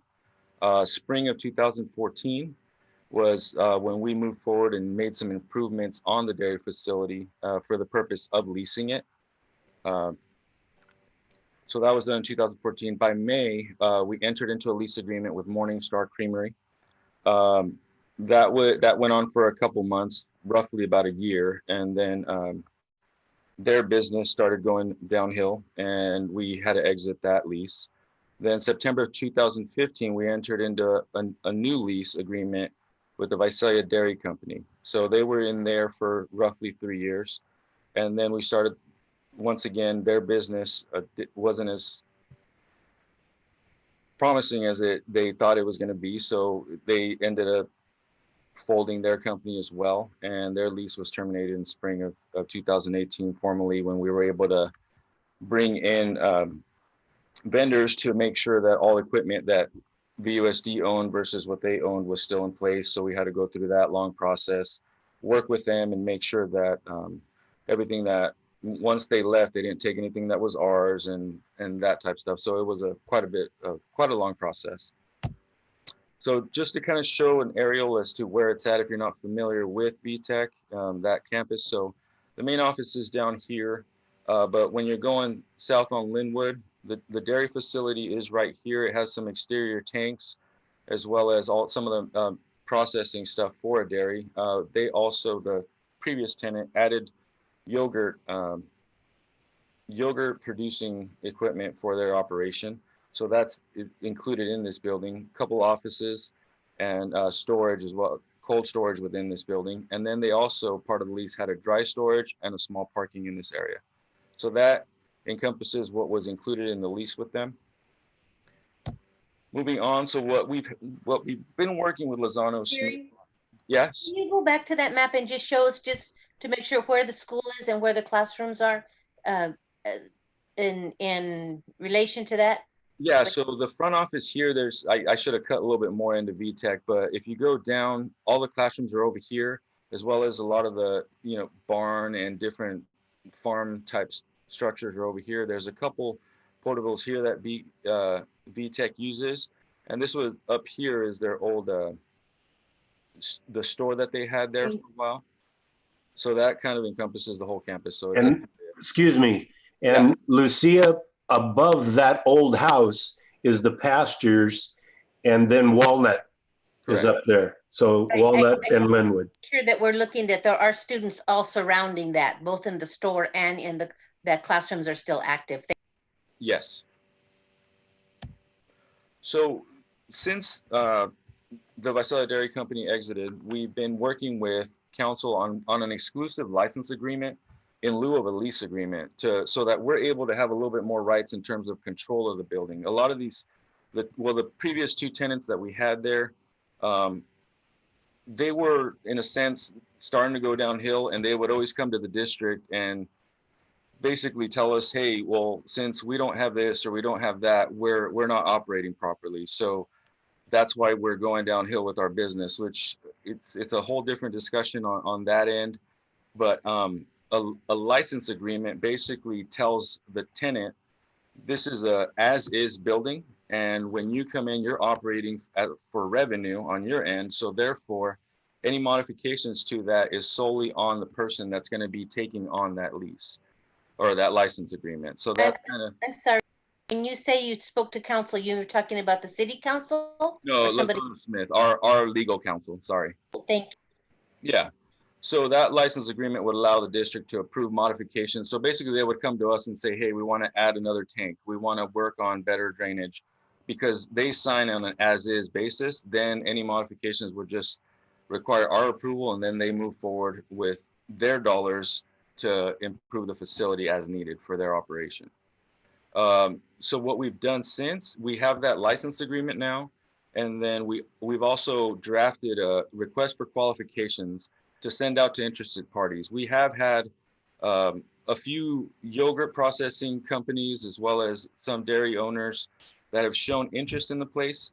They definitely want to see the license agreement. So I've been piling all those people up, getting them ready so that I could send them this RFQ. So that's kind of the road I'm on right now. And the process that we would take with that is a competitive one where we would send it out to all interested parties. They would send, in a sense, their qualification packet in, their interest, and their willingness to work with our student population and staff nearby. So that way we'd be able to bring them in, interview the top candidates, and really have a formal competitive discussion with them versus just like, taking their qualification as the sole source for selection. So this is just a slide on kind of options on how to move forward. Like I said, right now, option one, we continue moving forward with the request for qualifications with that license agreement and to entertain a new tenant. That's kind of the road I'm in right now. And so after this, it's kind of that consensus. Do I just keep going on that one, or if you want to open up that discussion? Option two is, some investigative work that I could move forward on taking this route where we look at selling dairy equipment, because a lot of the neighboring dairy owners, as well as just ag people in the area, what they've done is they've shown interest in the equipment itself. So selling that equipment would give us three options as I listed here. We sell the equipment and convert it for district use, whether it's storage, curriculum storage, textbook storage, as well as cold storage within that building, basically convert it into something for district use. And this is district wide. The next option is sell the equipment and convert it specifically for district storage use, like I mentioned, the curriculum and textbook. But the other one, district use, if we wanted to use it as a, repurpose it for like a meeting space using the offices. So that's kind of going back to that one. And then option 2C is sell the equipment and incorporate it into VTech High School somehow. So this option would allow us to, if we move forward with this, we'd work with district staff as well as just have new discussions as to how VTech could utilize that building and incorporate it within their campus there. So right now with this slide, the main thing was right now, obviously the path that I've been on is doing that RFQ, getting a license agreement and entertaining a new tenant. But I wanted to open up for discussion for the board in terms of the option 2 process, where we start, in a sense, liquidating all the equipment, getting it out and repurposing that building for district or site use. So with that, I'd like to move on to comments and questions. Is there any public comments? If not, the phone number is 559-931-8500. I'll move on to board comments. Dr. Vasquez. Thank you, President Crabtree. Thank you, Jerry. I really appreciate your thorough review of everything that we've been through. I know it's been rough there, but during the time of the different tenants, we have had students learning, right? We have had students participating. I mean, part of having a business is knowing that they're not easy and that things screw up. Have we had students involved, or were we just on hold, on hold, on hold? And that's one where Robert and Nathan could also help me as well. But for the most part, the two tenants that we had, that's always been that tough point, is we haven't got to that point where we could entertain student internships or student work training type capabilities, because we don't have the capacity, or we haven't got to that level yet. So it's always been a hiccup with whatever tenant is there. So in terms of maybe like doing a tour and stuff like that, that has happened. But in terms of bringing internships or career tech type stuff, Robert, you could clarify that one, but I don't think we have. I have another question after Robert. Thank you. Yeah, that's correct, Jerry. So in both the prior leases, we were giving them a discounted lease rate in order for us to have students actively in their operations. But as you pointed out, we never got to that place where we could have those internships or have those work study programs, because they never got to the volume that would allow that to occur. What we're proposing now, or the path that Jerry's on now, is to promote it as a commercial rate lease or a commercial rate licensing agreement. So if we don't find folks that are interested in paying commercial rates, then I think we have to come back and look at option 2. But if we can find folks that are willing to take advantage of the facility, at a commercial rate, I think that's the best investment or best return on investment, I guess, for the board's investment in that building. Okay, well, it sounded like he was asking us which of those options, and I'd really like to see a task force with VTech heavily involved, students heavily involved, and CTE heavily involved, because I know that we have a budget crunch, and I'd hate for us to be hasty to say, let's liquidate everything when we have such a wonderful learning opportunity here, and let's put our experts on it. Let's get a little task force within the district and come back to us with more options and more things. I mean, we're in a crunch right now. We know that, but let's not throw out the, what do you call it, the baby with the bathwater. I'd like to have some kind of task force but open it up a little bit. Let's ask VTech, let's ask CTE, let's see what we can do, and at least see what the possibilities are with this asset. Thank you. Other board member comments? Mr. Guerrero? I like to see his idea. I really believe that Bill Davis and his staff need to be part of this decision, and get their feedback. Mr. Parizio and his staff should probably be in there also.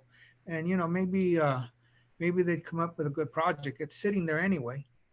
Nothing's happening with it.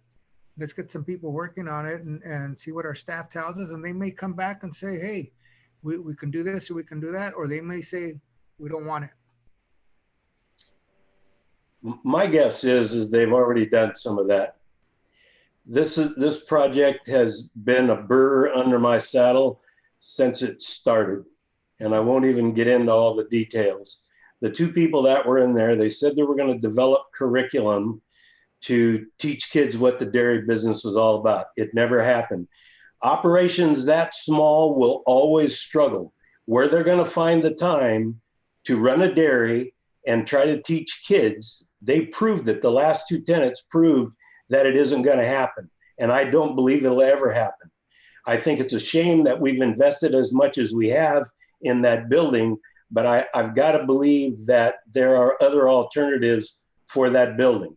But maybe we should talk with them. If you haven't, talk with Mr. Davis and other people who might know. But I don't feel that dairy is ever going to work for us as far as education goes. We've been burned on the last two leases, and what you're proposing now doesn't mean that the people that get in there are going to be any more productive with that size of a facility than anybody else was.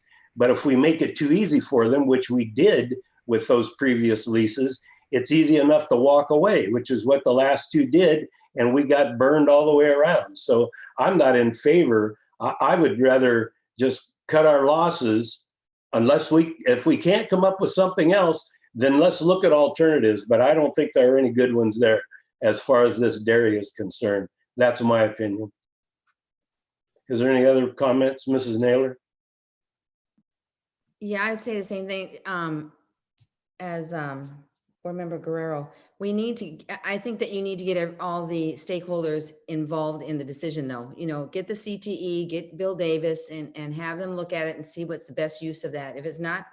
If they can figure out that we can license it and have a benefit for our kids to be in the dairy industry, great. If they say, you know what, hey, no, like you just said, cut our losses, then we'll move forward. But I think you need to make sure that we have the stakeholders making that decision. Dr. Alvin? We can put together a task force. Okay. Mr. Fulmer? Now this is a question, not a statement. Could we set that up, run it ourselves, and provide milk to all the district? We certainly wouldn't save money, but it might provide training for some kids. I think we actually tried to do that. It doesn't have the capacity to deal with it. And the price that we get on milk now, at least back then, we couldn't compete that way. It just wouldn't work. And I think there's a lot more legal stuff involved in that too. Right, Robert? You're absolutely correct. We did in one of the prior leases have that as a goal, and we weren't able to do it cost effectively anywhere close to what we were able to buy it in bulk at on the retail or commercial market. Yeah. Well, I've heard really bad things about the price of milk right now. So, it doesn't surprise me. This thing is never going to work as a dairy as far as I'm concerned. I've unfortunately been involved in this thing far too long. So go ahead and put a task force together. If you feel that we can do something with it, then so be it. I'm anxious to hear what we're going to do. Yeah. Okay, if there are no other comments, I'll call this meeting adjourned. Thank you all for putting up with all of this. It'll probably take me till 2 o'clock in the morning to get to sleep now, but that's okay. I've already passed my bedtime way too far. So thank you all and good night. Everybody. Night. Night. Good night. Night.